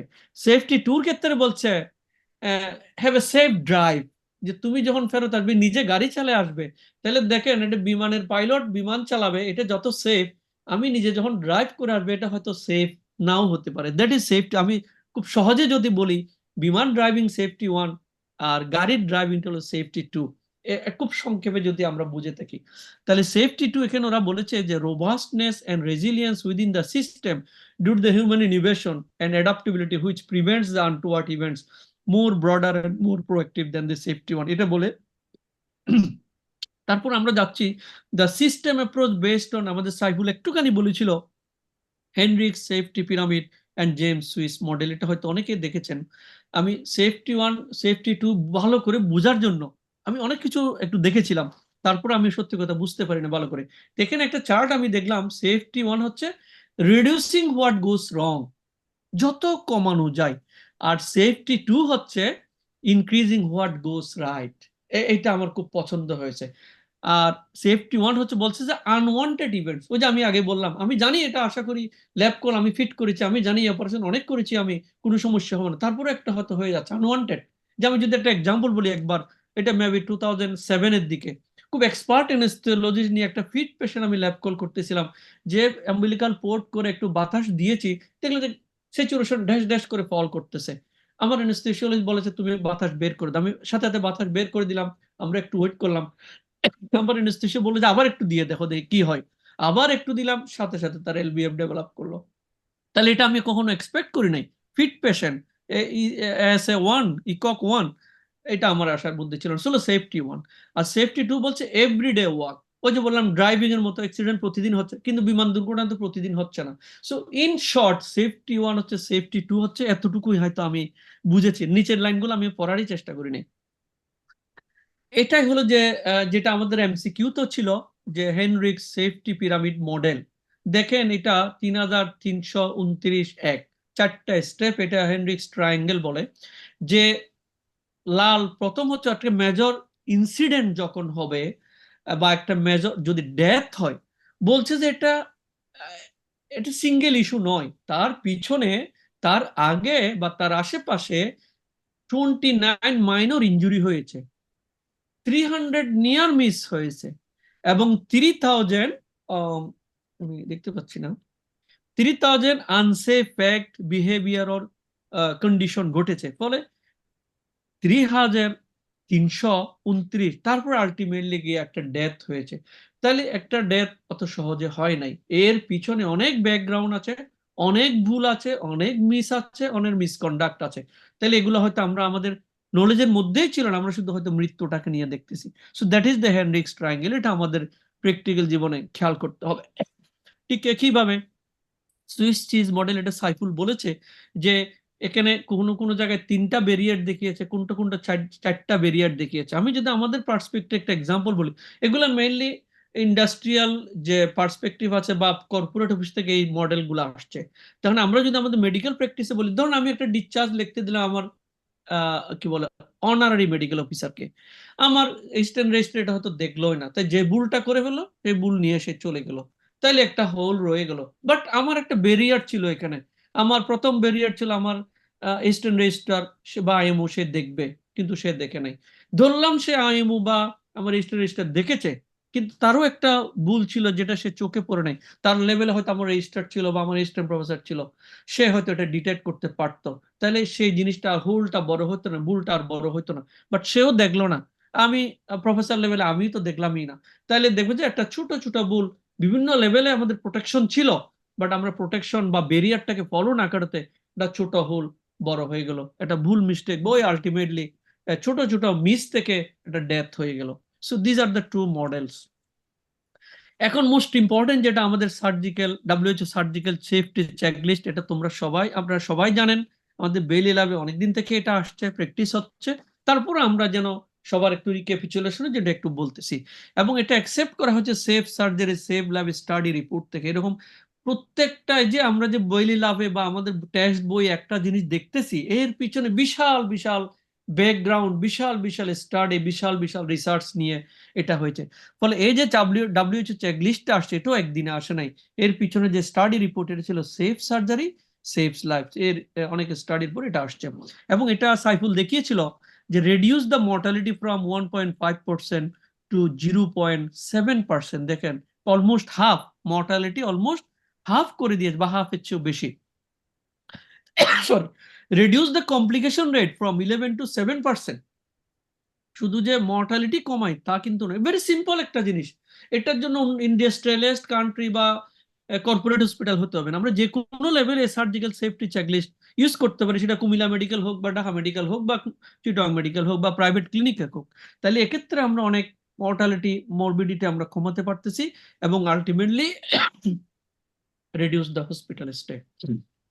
এখন এই সার্জিক্যাল সেফটি চেকলিস্টে আমরা জানি সবাই, আমরা দেখেছি, আমি জাস্ট একটু খুব সংক্ষেপে বলতেছি। তিনটা অংশ আছে। একটা হচ্ছে সাইন ইন, এর মধ্যে হ্যাজ দ্য পেশেন্ট কনফার্ম, মানে পেশেন্ট সে নিজেকে আইডেন্টিফাই। দেখেন আমরা ডানের ছবিতে দেখেন সে বলতেছে ঠিক আছে আমি মিস্টার অমুক, সে মিস্টার এক্স সে বলতেছে, এবং সে বলতেছে আমার ডান পাশে অপারেশন বা বাম পাশে অপারেশন। সে জানে যে তার কি অপারেশন হবে, তার কি থাইরয়েডেক্টমি হবে, না তার ল্যাবকল হবে, না অ্যাপেন্ডিক্স, সে কিন্তু জানে, এবং সে কনসেন্ট পেপারকে সাইন করে দেখিয়েছে। আমি একটা ভিডিও দেখাবো, সেখানে হয়তো আরো ক্লিয়ার হবে, এইটা আমরা বেশি সময় নষ্ট করবো না। ইজ দ্য সাইট মার্ক, যেখানে প্রযোজ্য। আমার হয়তো গল ব্লাডার একটা আছে, এখানে আমার হয়তো সাইড মার্ক করার দরকার নাই, কিন্তু আমি যখন একটা বার হোল করবো, যে ডানে করবো না বামে করবো, আমি থাইরয়েডেক্টমি করবো, এদিকে করবো না এদিকে করবো, আমি লিম্বে করবো, তাহলে এখানে সাইড মার্ক করার একটা ইস্যু চলে। কিডনি করবো, তাহলে সাইড মার্ক করার ইস্যু আছে। হার্নিয়া করবো, সাইড মার্ক করার ইস্যু আছে। Is the anaesthesia machine and medicine check, এটা অবশ্যই আমাদের দেশে তো সব এক রুমে, বাইরের কান্ট্রিগুলোতে এবং কর্পোরেট হসপিটালগুলোতে প্রি অ্যানেস্থেটিক রুম আলাদা আছে, ওখানে সবকিছু ওরা চেক করে ফেলে আসে, বা চেকের অ্যাসিউরেন্স করে ফেলে। Is the pulse oximeter is functioning, আমি দেখতে পারি, আমাদের তো পালস অক্সিমিটারই থাকে না অনেক সময়। বলে আমরা চেষ্টা করবো যেখানে অ্যাটলিস্ট একটা পালস অক্সিমিটার নাই, সেখানে আমরা কাজ করা থেকে বিরত থাকবো। Does the patient have known allergy, very very very very important. যেমন আমার গত সপ্তাহ আগের সপ্তাহে একটা ভদ্রলোক একটা পেরিয়ানাল সার্জারি করে আমি একটা সিপ্রোফ্লক্সাসিন দিয়েছিলাম, একটা ভিআইপি ভদ্রলোক। 3 দিন পরে আমার কাছে একটা ব্লিস্টার নিয়ে চলে আসছে। মানে কিভাবে বুঝাবো এটাকে ওনাকে, মানে difficult to manage the patient. Anyhow, তাহলে আমরা আগে জিজ্ঞেস করে নিতে হবে। বিদেশে আপনি দেখবেন কেউ যদি ডাক্তারি করতে যান, দেখবেন যে প্রথম কোশ্চেন হলো আপনার কোনো ড্রাগ অ্যালার্জি আছে কিনা, ফুড অ্যালার্জি আছে কিনা, অ্যানিমাল অ্যালার্জি আছে কিনা, ক্লথ অ্যালার্জি আছে কিনা, এবং ওই দেশে এই সবগুলো অ্যালার্জি টেস্ট করার ব্যবস্থাও আছে। ফলে সবাই জানে কার কি অ্যালার্জি আছে, ফুড অ্যালার্জি আছে কিনা। তাহলে আমরা অন্তত ড্রাগ অ্যালার্জি আছে কিনা এটা আমরা দেখে নিব। আমার আরেকবার হয়েছে, আমি জাস্ট FCPS পাস করার পরে একটা মেয়ের আমি ফাইব্রয়েডেনোমা করবো, পভিডন আয়োডিন দিয়ে আমি জাস্ট একটু ওয়াশ দেওয়া শুরু করেছি, you believe me, whole skin was burn out. ফলে মানে আমার মনে হয়েছে ওদিন আমি সার্জারি ছেড়ে দিই, এরকম আমার কাছে মনে হয়েছিল। কিভাবে আমি তাকে সান্ত্বনা দিব? সো এরকম হতে পারে, বাট আমাদেরকে আগে থেকে একটু জিজ্ঞেস করে নিতে হবে কোনো ড্রাগে বা কোনো মেডিসিনে তার অ্যালার্জি আছে কিনা। Difficult airway or expiration risk, এটা অবশ্যই অ্যানেস্থেসিয়ার জিনিস, অবশ্যই আমাদের সার্জনকে দেখতে হবে। আমরা মুখটা হাকে মেলাম্পাথিস করে আমরা জানি, হয়তো আরেকদিন আমরা বলেছিলাম যে এটা একটু দেখতে পারি, অথবা রুগীর একটু জিজ্ঞেস করতে পারি যে আপনার আগে কোনো অপারেশন হয়েছে কিনা, টিউব দিতে কষ্ট হয়েছে কিনা, বা আমরা শর্ট নেক কিনা, একটু ওবেস কিনা, হাইপোথাইরয়েড কিনা, নেকে কোনো সার্ভাইকাল স্পন্ডিলাইটিস আছে কিনা, থাইরয়েড বড় কিনা, এই জিনিসগুলো দেখতে আমার 1 মিনিট লাগবে, এগুলো আমরা একটু দেখে নিতে পারি। এবং যদি আমরা অ্যান্টিসিপেট করি আমার এন্ডোটাকেল ইন্টিউবেশনের পরে যে সাবসিকুয়েন্ট ফ্যাসিলিটি গুলো লাগে, লাইক LMA, এগুলো আছে কিনা আমাকে একটু দেখে নিতে হবে। এবং এস্টিমেটেড ব্লাড লস আলটিমেটলি কতটুকু হতে পারে এটা একটু আইডিয়া থাকলে ভালো। নেক্সট হচ্ছে টাইম আউট, যেটা অপারেশন টেবিলের সামনে কত করা হয় সাধারণত। কনফার্ম অল টিম মেম্বার, সবাই সবার নাম বলবে, দেখবেন আমি ভিডিওতে বলবে। কনফার্ম পেশেন্টকে আইডেন্টিফাই করবে, ইনসিশন সাইট বলবে, তার প্রোফাইলেকটিক অ্যান্টিবায়োটিক 1 ঘন্টার মধ্যে দিয়েছে কিনা এটাকে এনশিওর করবে, এবং ক্রিটিক্যাল ইভেন্ট কোনো যে আমাদের যে কোঅর্ডিনেটিং নার্স আছে সে সার্জনকে জিজ্ঞেস করবে সে কোনো ক্রিটিক্যাল ইস্যু এন্টিসিপেট করতেছে কিনা। হয়তো সে বলতে পারে আমি ল্যাব কল করবো, এটা ওপেন লাগতে পারে, এরকম এটা হয়তো কিছু বলতে পারে। ইভেন কি ইনস্ট্রুমেন্ট সে চাচ্ছে, কোন সেট ইউজ করবে, এগুলো তাকে জিজ্ঞেস করে নিতে হবে। এবং অ্যান্টিসিপেটেড ব্লাড লস ঠিক কিভাবে অ্যানেস্থেসিয়ার ডাক্তারকেও জিজ্ঞেস করে নিতে হবে যে সে কোনো ইনটিউবেশন ডিফিকাল্টি এক্সপেক্ট করতেছে কিনা, তার সে সাপোর্টটা আছে কিনা। একইভাবে যে নার্স, স্ক্রাব নার্স বা সার্কুলেটিং নার্স থাকবে তাদেরকেও কোয়েশ্চেন করা হবে সবকিছু স্টেরাইল আছে কিনা, সব যন্ত্রপাতি রেডি আছে কিনা, এক্সট্রা কোনো যন্ত্র তার লাগবে কিনা। আমরা ভিডিওটা দেখলে বুঝতে পারবেন, এবং সেগুলো ডিসপ্লে বোর্ডে রেডি থাকবে। শুধু তাই না, আমি দেখেছি আমেরিকাতে 4টা এরকম চেক লিস্ট আছে, 4জনের কাছে, ওটি ইনচার্জ, সার্কুলেটিং নার্স, ওই ওটির জন্য যে ম্যানেজার আছে তার, এবং পোস্ট অপারেটিভ লেভেলে। ফলে ভুল হওয়ার সম্ভাবনা কম, কারণ ওদের কোনো অ্যাটেন্ডেন্স ঢোকার স্কোপ নাই।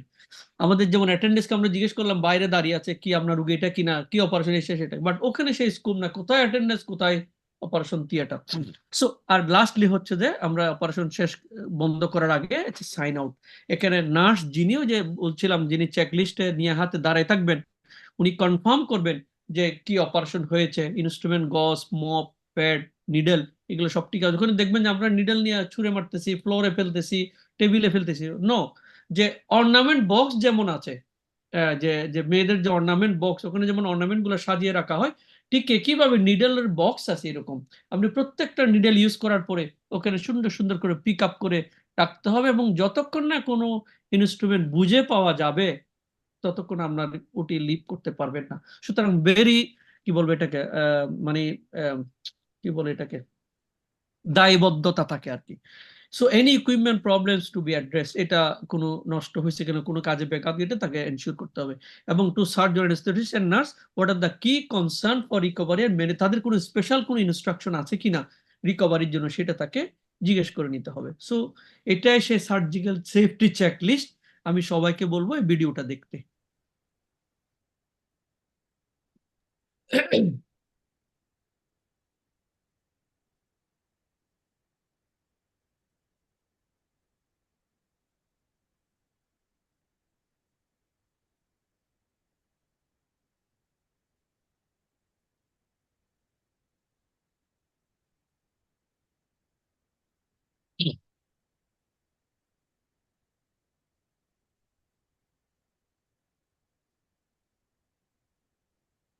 Hello, I'm Anna, one of the nurses looking after you when you're in theatre today.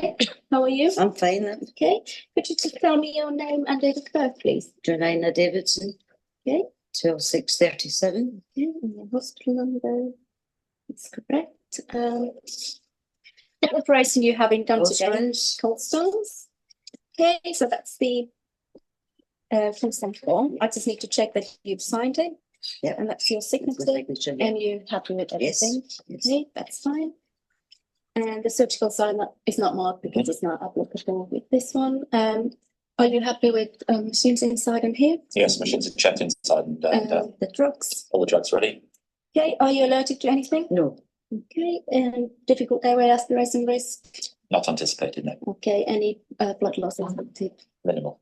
Okay, so we're just going to go ahead now. Thank you.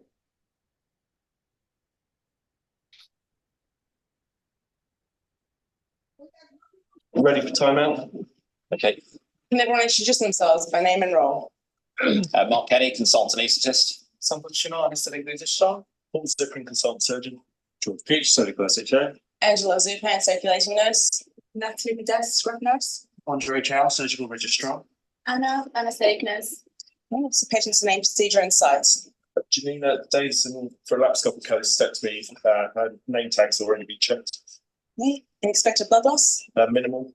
Specific requirements? Laparoscopic cholecystectomy, which has been checked already. Okay. Critical steps? Possibility for conversion to open surgery. Any specific concerns? Settings? No. Assay? 2. Monitoring equipment? All present. Okay. Is it sterility checked? Yeah. Any equipment issues? I've got the standard laparoscopic equipment. Would you be requiring anything extra? Well, we have open set on standby. Antibiotics? 1.2 grams of augmentins in the patient. Warming, Hooker, hair removal, not required, glycemic control, not indicated. DVT prophylaxis, TED stockings is standard, imaging displayed. not required.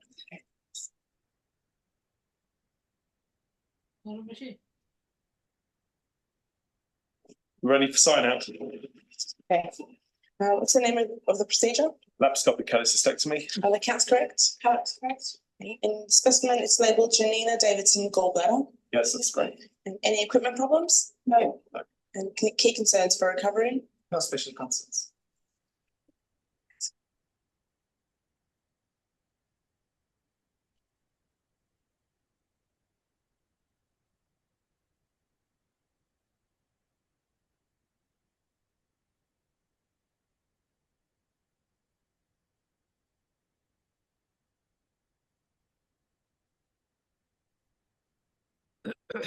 So আমরা এই ভিডিওতে দেখলাম আমরা যে surgical safety checklist আমরা বইয়ে পড়তেছি, but in reality they are doing the practice, যেটা আমাদের এখানের বড়ই অভাব।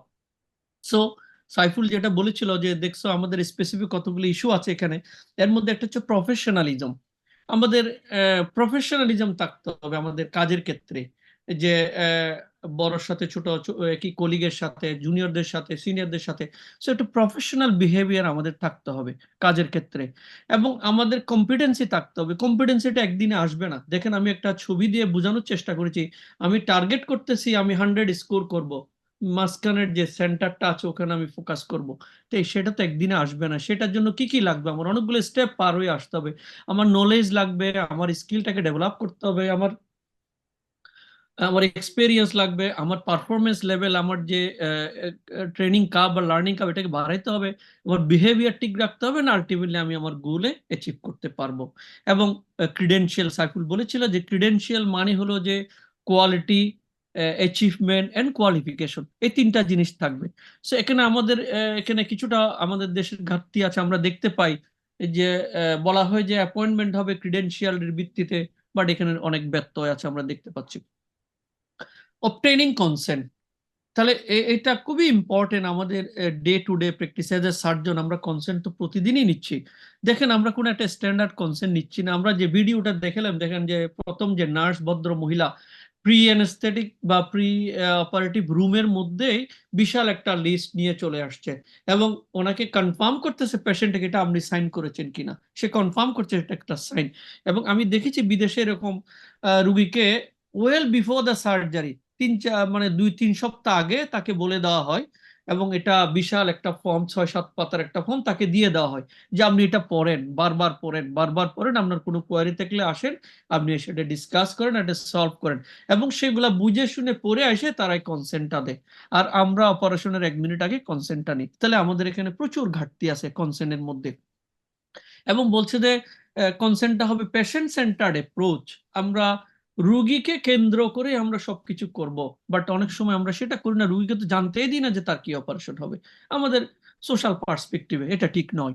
So respecting patients right to make decision without, এটা আমরা বলেছি যে আমার পেশেন্টের যে ডিসিশন নেওয়ার রাইট তাকে সেটা দিতে হবে, যেটা আমরা দিচ্ছি না। কোহারেন্ট মানে হচ্ছে ম্যানিপুলেশন বা ফোর্স খাটে। আমি বললাম যে আপনাকে রাজি হতে হবে অপারেশনে, বা আমি এটা অন্যভাবে ম্যানিপুলেট করলাম, সেটা করা যাবে না। পেশেন্টের রাইট এবং পেশেন্টকে বুঝে সিদ্ধান্ত নিতে হবে সে অপারেশন করবে কি করবে না। শুধু অপারেশন তো অনেক দূরের কথা। আমি একবার ফলসে পড়ে গেছি আমেরিকাতে, এক ভদ্র মহিলার যে নান আসলো, আমার প্রফেসরের সাথে আমি রাউন্ড দিচ্ছি, সে একটা অ্যানোরেক্টাল প্রবলেম নিয়ে আসছে। সে প্রফেসরের সাথে আমাকে থাকতে দিলই না, না আমি I not allow him to see my back face. তাহলে সে অ্যালয় করলো না। তাহলে দেখেন পেশেন্টের রাইট কোন পর্যায়ে আছে। আর আমাদের দেশে হলে কেন আপনি দিবেন, ও আমার ট্রেনও আমাকে শিখতে হবে। তাহলে পেশেন্টের রাইটকে অলওয়েজ গুরুত্ব দিতে হবে।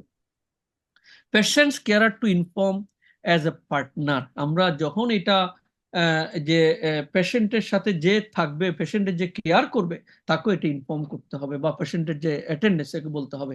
So explaining risk is difficult. এটা আমি যেটা বোঝাতে চাচ্ছি যে আমাদের দেশে অনেক সময় এক্সপ্লেনেশন করতে গিয়ে রুগীরা ভয় পেয়ে যায়। তাহলে এই বলাটা বা ব্রেকিং নিউজটা দেওয়াটা একটা আর্ট, যে অপারেশনের কি সুবিধা অসুবিধা আমি পরে দেখাবো, কি সুবিধা অসুবিধা করলে কি সুবিধা, না করলে কি অসুবিধা, এই যে বলতে গেলে এটা একটা আর্ট বা এটা আমাদেরকে ডেভেলপ করতে হবে যে কিভাবে বলবো, নাহলে রুগীরা বলে অ্যানেস্থেসিয়া দিলে রুগী তো বললো আমার জীবনের ঝুঁকি কেমন, আপনি মারা যেতে পারেন, তাহলে তো রুগী অপারেশন ওখানেই শেষ, আর সে কনসেন্টই দিবে না। তাহলে কতটুকু রিস্ক, কতটুকু বেনিফিশিয়াল, লাভ ক্ষতি, এটা আমাকে ট্রেড অ্যান্ড ব্যালেন্স করে বোঝাতে হবে, এবং এই বোঝাটা একদিনে আসবে না, এটা আমাদেরকে লার্ন করতে হবে, doing practice should be taken by someone who is capable of performing the surgery। তাহলে আমাদের কনসেন্টটা কে নিচ্ছে?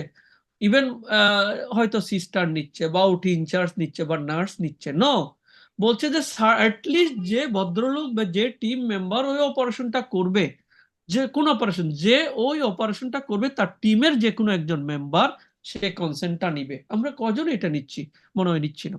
So it has to be taken when the patient is fully aware.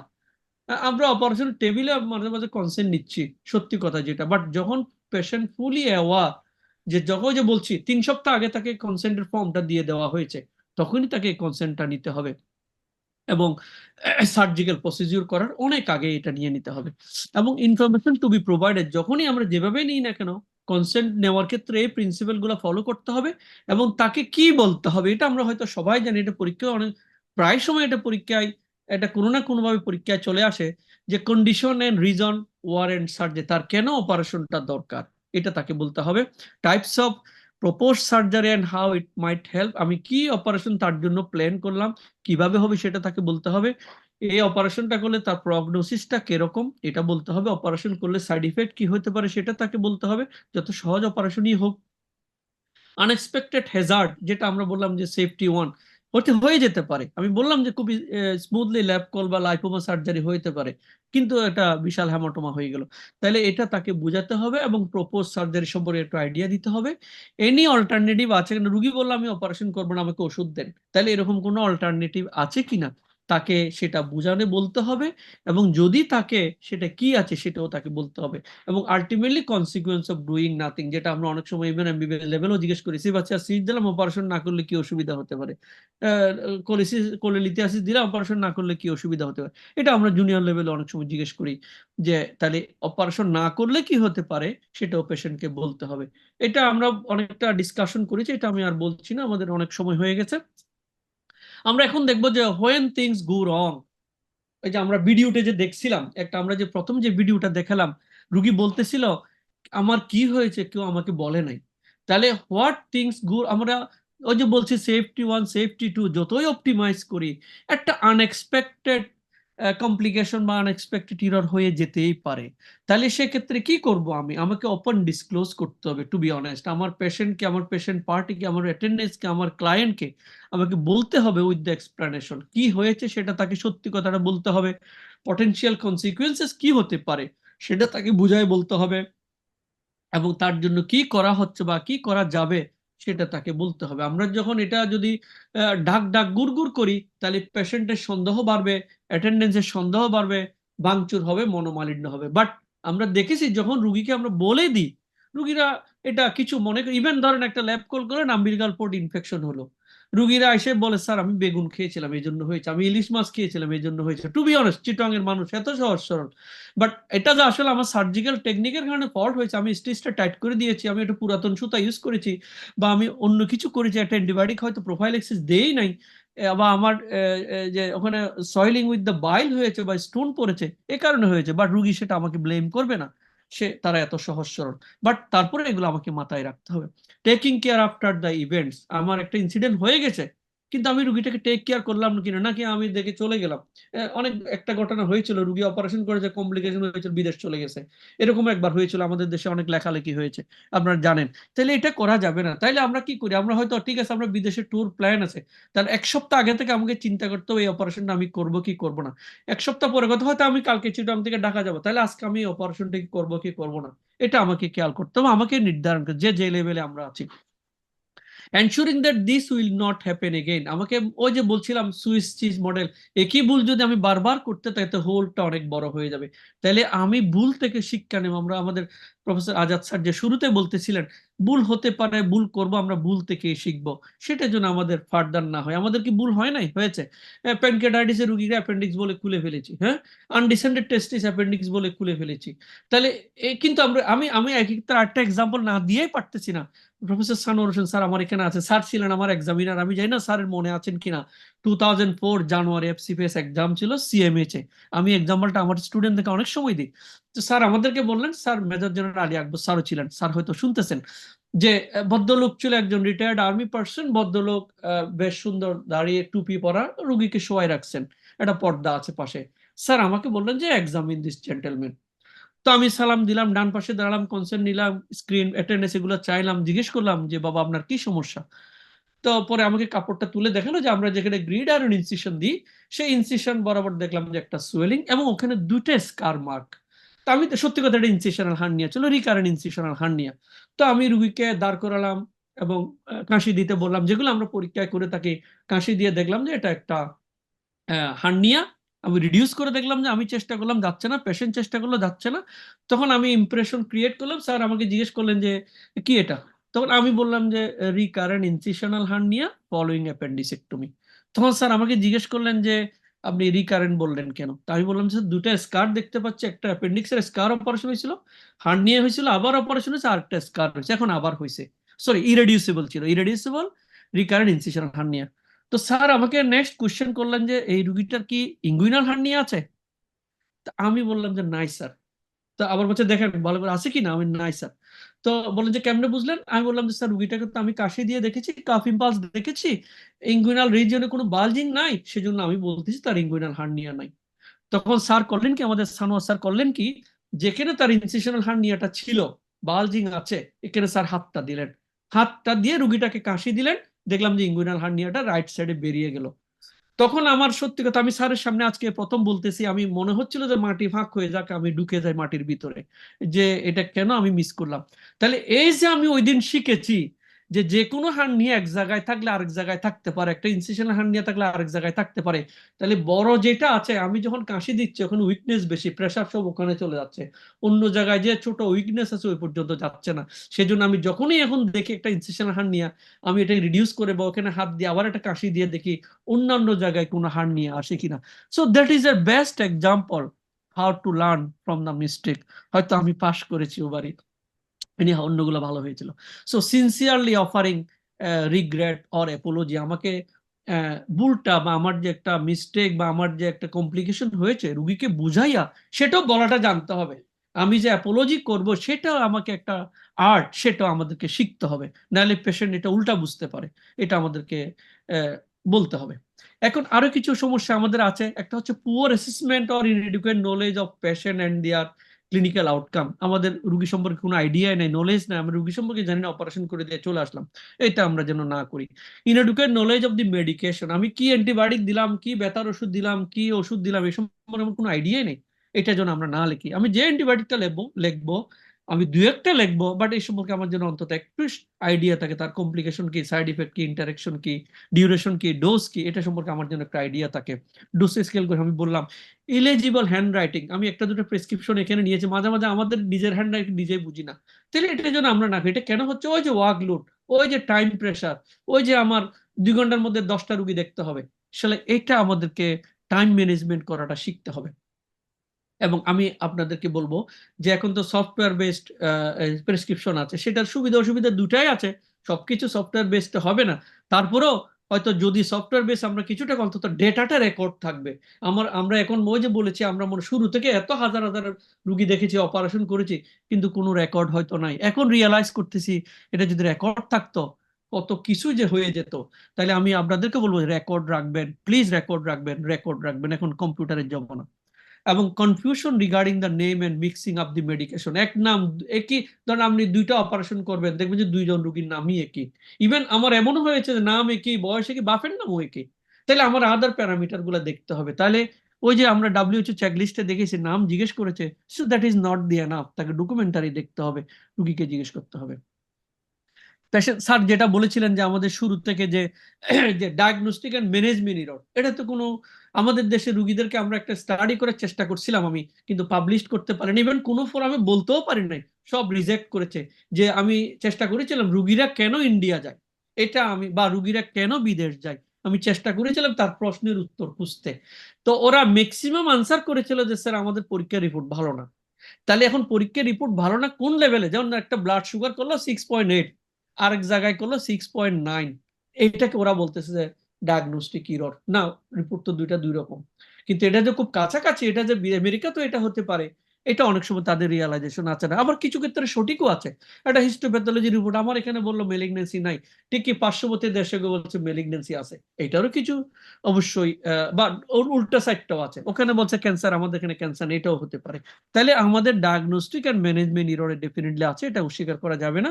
Resuscitation error, আমি নিজে একবার ভুল করেছি, আমি একটা এক্সাম্পল দিতে আমার কোনো দ্বিধা নাই। আমি তখন ঢাকা মেডিকেলের ক্যাজুয়ালিটি 32 নম্বর ওয়ার্ডে কাজ করে, way back in 1997।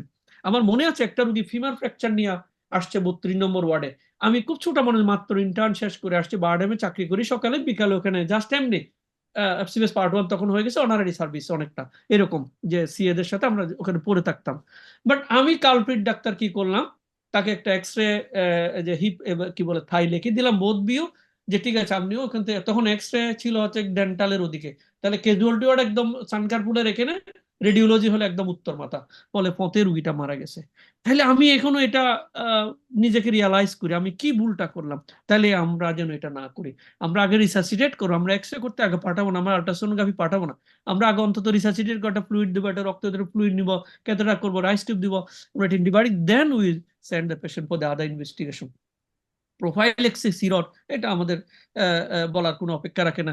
Prescription and parenteral admission of the error, আমরা চিটা মেডিকেল একবার হয়েছে, হ্যাঁ, ওষুধ দিয়েছে, একটা দিয়েছে সাক্সামিথোনিয়াম, হ্যাঁ, সেজন্য এখন ওই যে ফেনার্গন, আই মিন অ্যান্টিহিস্টামিন আর সাক্সামিথোনিয়াম ভাইল অনেকটা কাছাকাছি, এই জন্য ড্রাগ কোম্পানিগুলোর উচিত পাশাপাশি কাছাকাছি ভাইল বা লেখা বা কালার কোডিং এগুলোর জন্য কাছাকাছি না করে। তো দেখা গেছে রুগীকে প্রেসক্রাইব করেছে অ্যান্টিহিস্টামিন, কিন্তু রুগী পেয়েছে সাক্সামিথোনিয়াম, আলটিমেটলি পেশেন্ট ডাইড। তাহলে এটা আমাদের যেন খেয়াল রাখি আমরা। এই জন্য আমি যখন রুগীকে প্যাথেডিন ফেনার্গন অ্যাডভাইস করি, আমি বারবার মুখে বারবারই বলে রেখি, ফেনার্গন আপনি দেখে নিবেন, অ্যান্টিহিস্টামিন দেখে নিবেন, আপনি দাঁড়ায় থাকবেন, আপনি দেখে দিবেন, এমনি দিবেন না। So situation awareness, identification, team work error মধ্যে আমাদের আছে, এবং টেকনিক্যাল অপারেটিভ ইরর তো আমাদের আছে। এখন এখানে আমরা অনেকটা শেষের দিকে চলে আসছি, আর হয়তো 4-5টা স্লাইড আছে। ওটি কাকে বলে, অপারেশন থিয়েটার কাকে বলে, এই ডেফিনিশনটা আমি মুখস্থ না, আমি একটু দেখে দেখে বলি। যে বলছে অপারেশন থিয়েটার কি জিনিস, বলছে operation theatre have been described as among the most complex political, social and cultural structure that exist, full of ritual, drama, hierarchy and too often conflict. তাহলে আমরা যদি যে প্রত্যেকটা বিশেষণ যে এখানে অ্যাডজেক্টিভ দিয়েছে সেগুলো যদি আমরা খেয়াল করি আমাদের প্র্যাকটিক্যাল জীবনে, এটা একদম সত্যি কথা। So this is the real operation theatre. তাহলে এখানে আমাদের কনফ্লিক্ট থাকবে, আমাদের কিছু ড্রামা হবে, কিছু রাইচ হবে, কিছু ভুল হবে, এরকম হতেই পারে, বাট আমাদের এটা মিনিমাইজ করতে হবে। So well recognised error in this environment may be, কি হতে পারে? So the wrong patient in the operation theatre. তাহলে আমরা যদি WHO চেকলিস্ট ফলো না করি, রং পেশেন্ট চলে আসবে, হয়তো পেশেন্ট অ্যাটেন্ডেন্সি চলে আসবে, এরকম হতে পারে। Surgery perform on the wrong side or side, তাহলে ওই যে আমরা বলছিলাম মার্কিং যদি আমি করে নিতাম তাহলে আমার এই ভুলটা হতো না, তাহলে আমরা এটা যেন ভুল না করে থাকি। দ্য রং প্রসিডিউর পারফর্ম, আমাদের চট্টগ্রামে হয়েছে কি প্রায় 1-2 বছর আগে, গাইনোকোলজিস্ট রুগী, সার্জনের রুগী, করার কথা ছিল হিস্টেরেক্টমি, করা হয়ে গেছে ল্যাব কল, আর যেটার করার ক্ষেত্রে ছিল ল্যাব কল, এটার হয়েছে হিস্টেরেক্টমি, বিশাল এটা কেওয়াস, এরকম হতে পারে। তাহলে এটা আমাদেরকে সতর্ক থাকতে হবে। Failure to communicate changes in the patient's condition, আমার পেশেন্ট হয়তো পারাপার, ওই যে আমি বলছিলাম ল্যাব কল করতে গিয়ে গ্যাস দেওয়ার পরে স্যাচুরেশন ফল করেছে, তাহলে আমি এখনো বলি ওই রুগীটার অ্যাটেন্ডেন্স আমাকে বলেছে স্যার আমার বাবাকে বলবেন যেন ওনার অপারেশনটা হয়েছে, আসলে তার ল্যাব কল আমি করতে পারি নাই, আমরা পোস্টপোন করেছি, তাকে আইসিইউতে নিতে হয়েছে LBF এর কারণে। তাহলে পেশেন্ট এখন জানে যে তার এখন অপারেশন, বাট পার্টি জানে আসলে তার অপারেশন হয় নাই। তাহলে রিয়েল জিনিসটা আমাদেরকে ডিসক্লোজ করতে হবে, টাইমলি করতে হবে। রুগী মরে যাওয়ার পরে আমি 2 ঘন্টা পরে বললাম, সেটা করা যাবে না ভাই, তাহলে কেওয়াস গুলা তৈরি হবে। এবং ডিসএগ্রিমেন্ট অ্যাবাউট দ্য প্রসিডিং, যে হয়তো আমাদের একটা জিনিসের প্রসিডিং মধ্যে ডিসএগ্রিমেন্ট থাকতেই পারে, ডিসিশনে ভেরিয়েশন হতে পারে, তাহলে এটা আমাদেরকে চেষ্টা করতে হবে যতটুকু সম্ভব কমানো যায়। এবং রিটেইন ইনস্ট্রুমেন্ট অর সোয়াপ, এটা নিয়ে তো অনেক অভিজ্ঞতা আমারই আছে। আমি একটা এক্সাম্পল বলেই ফেলি, যে আমার সাথে একজন ট্রেনি ছিল, সেটা 2001-এ, ভেরি ইনফ্লুয়েন্সিয়াল, 3 মাস এখনো হয় নাই, গলব্লাডার অপারেশন করবে, ঠিক আছে, করছে, ইনফ্লুয়েন্স কাটাই করছে, করে ঢাকা মেডিকেলের পোস্টিং নিয়ে চলে গেল। 1 মাস পরে সেই রুগীর পেট থেকে আমি আর শ্রদ্ধেয় মার্গো হোসেন স্যার মপটা বের করি। এখন এই পর্যন্ত এই কথা স্যার আর আমি স্যার এখনো কেউ জানে না। সুতরাং প্রত্যেকটা কিছুর একটা সময় আছে, টাইম আছে, ইন কোর্স অফ টাইম এটা আপনার আসবে, আপনি করবেন, আপনি পারবেন।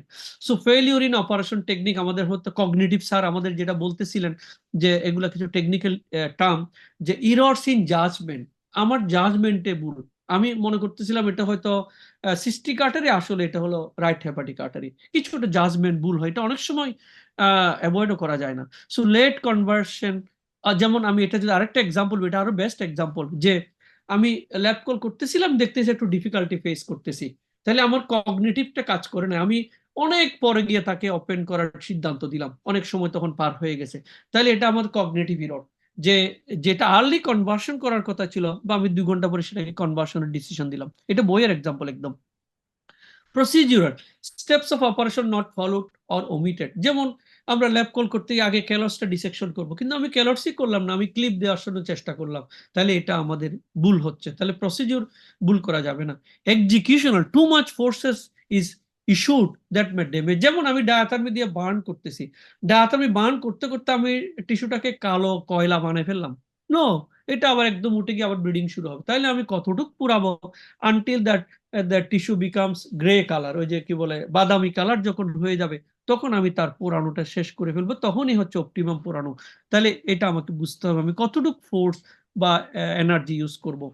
Miss interpretation of the anatomy, আমি আগেই বলেছি, আমি মনে করতেছিলাম যে এটা সিস্টিক আর্টারি, আসলে এটা ক্যাটারপিলার ট্রান হেপাটিক আর্টারির সামনে দিয়ে চলে গেছে, এটা আমাকে বুঝতে। প্যাথোলজি, আমি মনে করতেছিলাম যে এটা সিম্পলি একটা গলব্লাডার পলিপ, আসলে এটা ম্যালিগন্যান্সি, তাহলে এরকম এটা আমাদের হতে পারে। মিস ইউজ অফ ইনস্ট্রুমেন্ট, এটা আমি বারবার বলেছি, যেখানে আমার মনোবল ডায়াথার্মি দিয়ে হবে সেখানে আমি লিগাসি ইউজ করতেছি, হ্যাঁ, সেখানে আমার সুতা দিয়ে বাঁধলে হবে সেখানে আমি ক্লিপ ইউজ করতেছি, যেখানে আমার ডায়াথার্মি বাইপোলার দিলে হবে সেখানে আমি আর্গন বিম কোয়াগুলেশন ইউজ করতেছি, তাহলে এগুলা কিছু মিস ইউজ আমাদের হচ্ছে।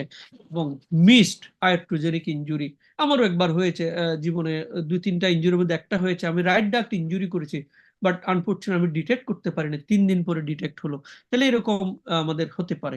So this are the quite few example, আমি টেক্সট বই থেকে নিয়েছি, এটা আমাদের বেলি লাভের ছবি, দেখেন এটা সোয়াব রেখে আসছে, এটাকে বলে টেক্সটাইলোমা, আমাদের চট্টগ্রামে এটা 2টা বিশাল ইনসিডেন্স, এটা হয়েছিল, দুজনেই বিখ্যাত সার্জন, একটার সাথে তো আমি ডিরেক্টলি জড়িত ছিলাম, ওইটাকে বের করতে গিয়া আইলিওস্টমি করতে হয়েছে, ম্যানেজ করতে হয়েছে, 6 মাস বেশ কষ্ট গেছে। রাইটে দেখেন আমরা ক্লিপ করে দিলাম complete transaction of the CBD, এবং এখানে আমরা পেটের ভিতর 3 ইনস্ট্রুমেন্ট রেখে, এগুলো সব বেলি লাভের ছবি। তাহলে আমাদেরকে এই ছবিগুলো দেখানোর উদ্দেশ্য হচ্ছে আজকের এই ক্লাসটা যেন আমি যখনই অপারেশন করব এই জিনিসগুলো যেন মাথায় আসে, যে আমি এই ভুল করব না। এবং লাস্টলে আমরা তো ভুল করলাম, সেফটি অনেক কিছু বললাম, তো আমি কোয়ালিটি ইমপ্রুভ করবো কেমনে, সেটা আমি যদি ডেফিনিশনটা একটু বলি, এটাও একটু বড় ডেফিনিশন। দেখেন এরা কি বলছে, বলছে যে কোয়ালিটি ইমপ্রুভমেন্ট একটা কন্টিনিউয়াস প্রসেস, এটা একদিনে হবে না, কোয়ালিটি ইমপ্রুভ করতে গেলে টাইম পাস করতে হবে। কিভাবে হবে? It is defined as the continuous and combined efforts of people to make changes that will lead to better patient outcome, enhanced health care performance and better learning and professional development. তাহলে এটা একটা continuous process, আমাদেরকে প্রতিদিন improve করতে হবে, প্রতিদিন শিখতে হবে, প্রতিদিন অ্যাডভান্স করতে হবে, প্রতিদিন ইমপ্রুভমেন্ট করতে হবে। এবং সেই কনসেপ্টটাও আসছে ভ্যালু বেস কনসেপ্ট থেকে, যেটা আমি বলছিলাম, এটা আউটকাম মেজার করবে, not the quantity but the quality measure করবে, সেটা আমাদেরকে শিখতে হবে এবং জানতে হবে। এবং মাইক্রোসিস্টেম সাইফুল ডেসক্রিপশন তার শুরুতেই দিয়েছিল, আমি যদি এক কথায় বলি, এটা টিম। আমরা যারা সার্জিক্যাল একটা টিম আছে, বলছে যে এটা যে টিম প্রতিদিন একই কাজ একইভাবে করে যাচ্ছে অনেক দিন থেকে, সেটাই হলো একটা মাইক্রোসিস্টেম। তাহলে আমি একটা সার্জিক্যাল টিম যদি আমি একটা হসপিটালে করে থাকি, তাহলে একসময় এটা বড় পরিসরে ইনস্টিটিউশনালাইজ হয়ে যাবে, পুরো হসপিটাল এটাকে ফলো করবে। তাহলে এই জন্য সার্জারিতে টিম ওয়ার্কের কোনো বিকল্প নাই। যদি একজন অ্যাসিস্ট্যান্ট ডিফারেন্স হয় আরেকদিন, বা একটা ইনস্ট্রুমেন্ট আলাদা হয়, বা একটা ওটি নার্স যদি আলাদা হয়, তাহলে দেখবেন যে কাজে ব্যাঘাত ঘটতেছে, বুঝতেছে না, সমস্যা হচ্ছে। এই জন্য টিম ওয়ার্ক মাইক্রোসিস্টেম বলতেছে সেটাই, team work very very important. এবং improvement should also focus on redesign of training, budgeting, এটা এটা আমাদের কি বলে অ্যাডমিনিস্ট্রেটিভ লেভেলের কথাবার্তা, এটা আমাদের কোনো খুব একটা হাত নাই। তাহলে এই যে হায়ারার্কি অফ দি কম্পিটেন্স, আমরা যে কম্পিটেন্সের কথা বলতেছি কিভাবে বাড়বে, 4টা স্টেপ আছে। প্রথম হচ্ছে আনকনশিয়াস ইনকম্পিটেন্স, এটা রং ইনটিউশন। আমি এটা এই এক্সাম্পলটা দিব, আমি আমাদের শ্রদ্ধেয় কাদের খান স্যার থেকে শুনেছি অনেক আগে, যখন স্যার আমাদের পড়াতেন কোর্সে, স্যারই এক্সাম্পল দিয়েছিলেন যে ল্যাব কল যখন বাংলাদেশে আসলো, স্যাররা 2টা-3টা করার পরে সম্ভবত 3rd কেস না 4th কেস বিএসএমএমইউতে এই যে স্যাররা ল্যাব কল করেন আম্বিলিকাল পোর্ট দিয়া ইন্টেস্টাইন ফুটা করে গলব্লাডার নিয়ে আসলে রুগীকে ছুটি দিয়ে দিলেন। 2 দিন পরে রুগী ভর্তি হয়েছে অ্যাবডোমেন ডিস্টেনশন। তাহলে তখন এক্সপার্টিস বেশি ছিল না, কম্পিটেন্সি বেশি ছিল না, ট্রেনিং বেশি ছিল না, 3 নম্বর বা 4 নম্বর কেস বাংলাদেশের।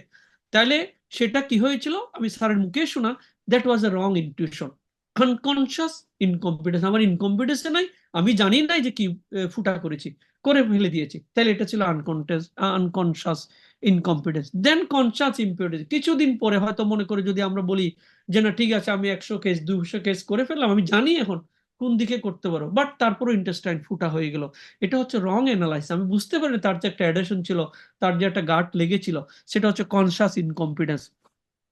তারপর হতে পারে কনশিয়াস ইনকম্পিটেন্স, আমি জানি এবং আমি এখানেও জানি যে এখানে ইন্টেস্টাইন থাকে, তারপরও ফুটা হয়ে গেছে, সেটা হচ্ছে রাইট অ্যানালাইসিস বা রাইট কনশিয়াস কম্পিটেন্স।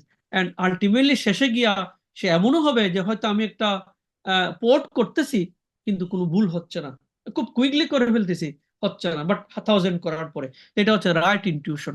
তাহলে কম্পিটেন্সি ডেভেলপমেন্টের বিভিন্ন পর্যায়ে আছে, এখানেও দেখানোর চেষ্টা করা হচ্ছে যে ভুল হয়তো হবে, বাট আমাকে ভুল থেকে শিক্ষা নিয়ে ওই পিরামিডের টপে যেতে হবে। এবং এই যে কয়টা মডেল আছে, যে ডোনাভেনিয়ান মডেল অফ কোয়ালিটি ইমপ্রুভমেন্ট, এটা আমি খুব একটা বলতে চাচ্ছি না। লাস্টলি আমরা এটা বলবো যে পেশেন্ট সেন্টার্ড আউটকাম মেজার করতে গেলে কতগুলা এক্সপেরিয়েন্স পিপলের কাজ করতে হয়, সেগুলা কি কি, the speed of their access, যে অর্থাৎ একটা রুগী যখন হসপিটালে আসবে বাট আমার কাছে আসবে, আমি তার অ্যাক্সেসটাকে স্পিডি করে দেবো, তাড়াতাড়ি সে যেন চলে আসতে পারে, আমি যেন দীর্ঘসূত্রিতা যেন না করি, ইমার্জেন্সিতে কিছু, আউটডোরে কিছু, ট্রলিতে, লিফটে, আমরা দেখছেন এটা বারান্দায় কত কেওয়াস, তাহলে এটা আমাদেরকে মিনিমাইজ করার চেষ্টা করতে হবে। The effectiveness of their treatment, আমাকে তাকে ইফেক্টিভ ট্রিটমেন্ট দিতে হবে, সে যে কাজের জন্য আসছে আমাকে ইফেক্টিভ ট্রিটমেন্ট দিতে হবে এবং এনশিওর করার চেষ্টা করতে হবে। এবং the continuity of their care, আমি শুধু আজকে দিলাম ঠিক আছে চলে যান, নো, তাকে ফলো আপ করা, তার এটা কন্টিনিউটি মেনটেন করা, তার যদি লং টার্ম ড্রাগ লাগে সেটা আমাকে এনশিওর করতে হবে। Involvement and support of their family and carer, শুধু তাই না, রুগীকে দেখলে হবে না, রুগীর অ্যাটেন্ডেন্সটা কোথায় থাকবে, তার জন্য একটা রুম আছে কিনা, বা তার জন্য একটা বেড আছে কিনা, বা তার যে টেক কেয়ার করবে তার পরিবেশ থেকে কোথায় থাকবে, সেই জিনিসটা আমাকে এনশিওর করতে হবে। Clear comprehensible information and support for self care, আমি যদি রুগীকে বলি যে আপনি নিজে নিজে একটা শ্বাস নেন, আপনি নিজে নিজে ওষুধ নেবেন, নিজে নিজে, তাহলে এটা শুধু মুখে বললে হবে না, সে যদি কম্পিটেন্ট হয়, সে যদি এবল হয়, তাহলে সেটা তাকে সেলফ কেয়ার ট্রেনিংটা শিখাই দিতে হবে, বলে দিতে হবে। Involvement of decision and respect for their preference, এটা আমরা বারবারই বলেছি, পেশেন্টের প্রেফারেন্সটাকে গুরুত্ব দিতে হবে, ডিসিশন মেকিং এ তাকে ইনভলভ করতে হবে, টিম ওয়ার্কে তাকে রাখতে হবে, এমডিডিতে ওনাকে রাখতে হবে, ইমোশনাল সাপোর্ট এন্ড এমপ্যাথি নিয়ে আমাদের কাজ করতে হবে, এবং attention paid to their physical and environmental need, তার কি নিড সেটা আমাকে ফুলফিল করতে হবে।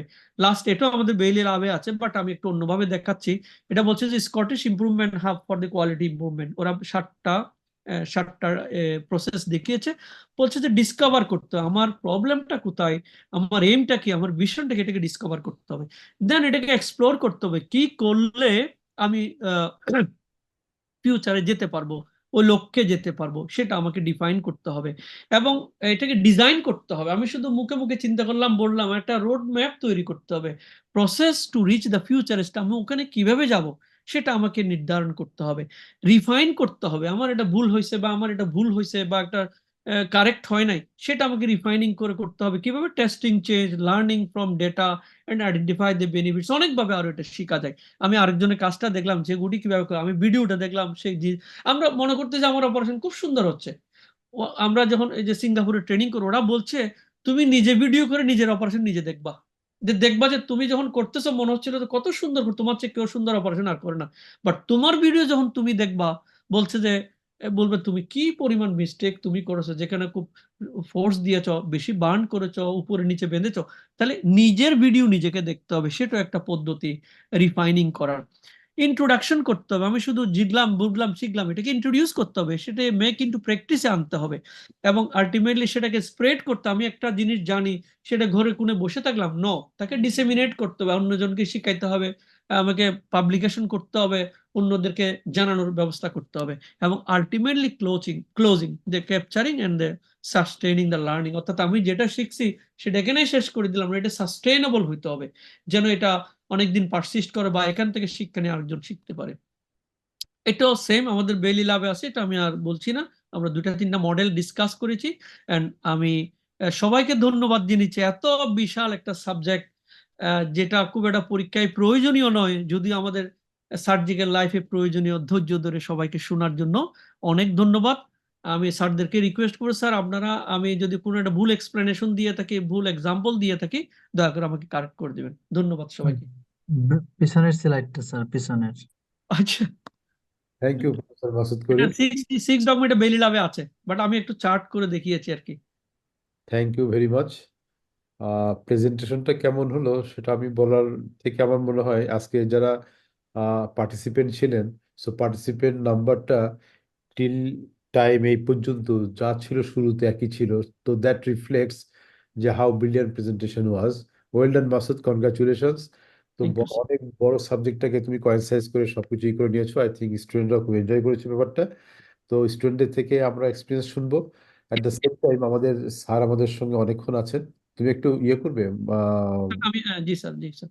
Stop sharing. স্টপ শেয়ারিং কেমনে করে? আচ্ছা, okay, DC sir, DC sharing. So আমার ভাই স্যারের থেকে আমরা স্যার কি আমরা ফার্দার কিছু বলার থেকে স্যারের এক্সপিরিয়েন্স গুলোই আমরা এখন শুনবো। ওনার লাইফ টাইমে হিউজ এক্সপিরিয়েন্স, এবং উনি ইন ব্রিফ আমাদেরকে সবকিছু ব্রিফ করতে পারবেন। আর স্টুডেন্টদের কোনো কোশ্চেন থাকলে সেটাও আমরা একটু জিজ্ঞাসা করব। একটা জিনিস স্যার, সেটা আমি শুধু একটু করতে চাচ্ছি, যে আমাদের এই সবগুলোর সঙ্গে যে জিনিসটা হচ্ছে interpersonal relationship among the surgical team members and the anesthetic colleague is very important for the surgical safety. আমি এটাকে খুঁজতে খুঁজতে ইউটিউবে গিয়ে আমি একটা দেখলাম। আমি জাস্ট ওইটা একটু জাস্ট 1 মিনিট সময় লাগবে, সেটা একটু দেখাতে চাচ্ছি। দ্যাট উড বি অ্যান এটা ওকে।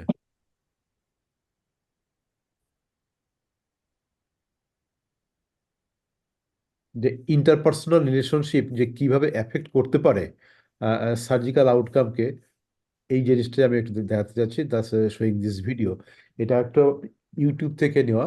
The incident took place in the Umaid Hospital in Jodhpur, Rajasthan, as the pregnant woman lady on the operation table for an emergency cesarean section, and 2 doctors are good loudly and calling each other with their names. And what happens? This is the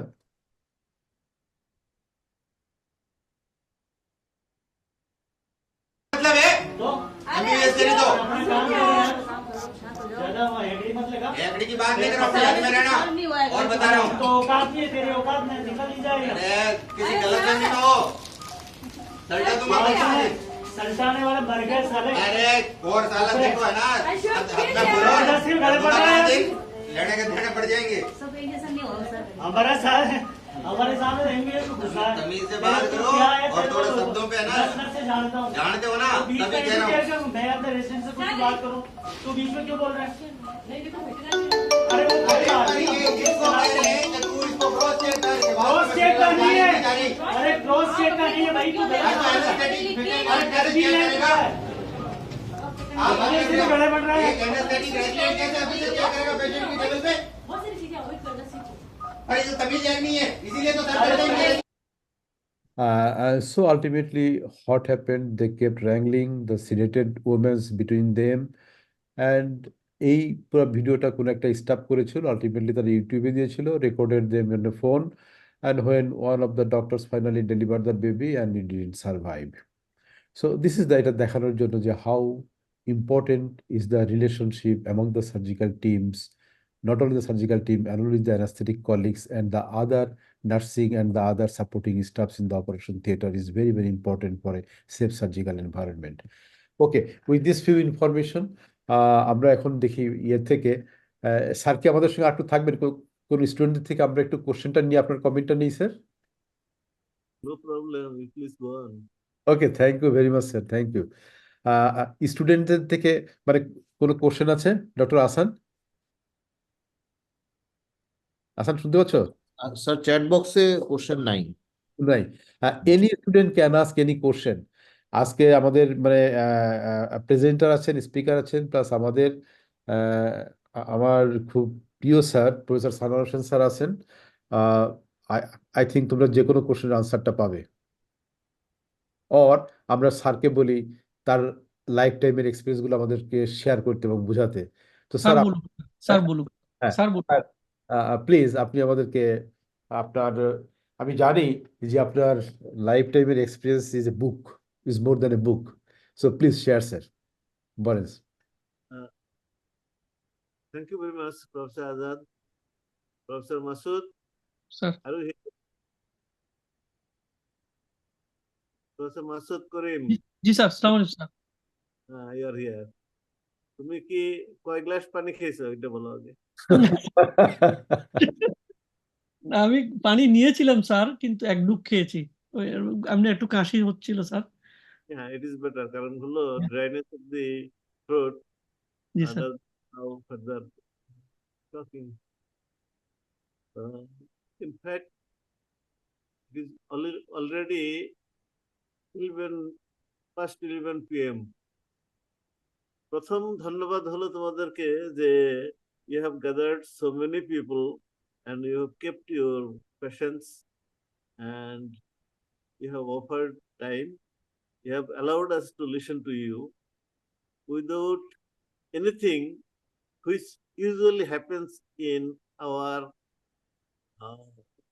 operation theaters. And you have seen one from this is Jodhpur, no? That theater was something that is what has happened in India. I have planned not to talk much because it is already 11 p.m. Rather, I am surprised how Masood Karim could manage it for so long. At the very outset, আমি আপনাদের সবাইকে inform করছি মাসুদ করিমকে আমি আরেকদিন আরেকটা জায়গায় দাঁড় করায় দেব to repeat the deliberation. So that, as you have said, that it should be disseminated, it should be discussed, and it should be, and discussion should be participated by a concerned people. It's not that the students and the other, those who do not have any interest or they do not have anything, they have under compulsion or obligation, they have listened to it. But this is one of the best instructive and informative deliberation which you have done. And I want to get it be deliberated or talked or made a long session at the best possible center where it will be useful for the future surgeons, the surgeons who are working and the surgeons who have worked.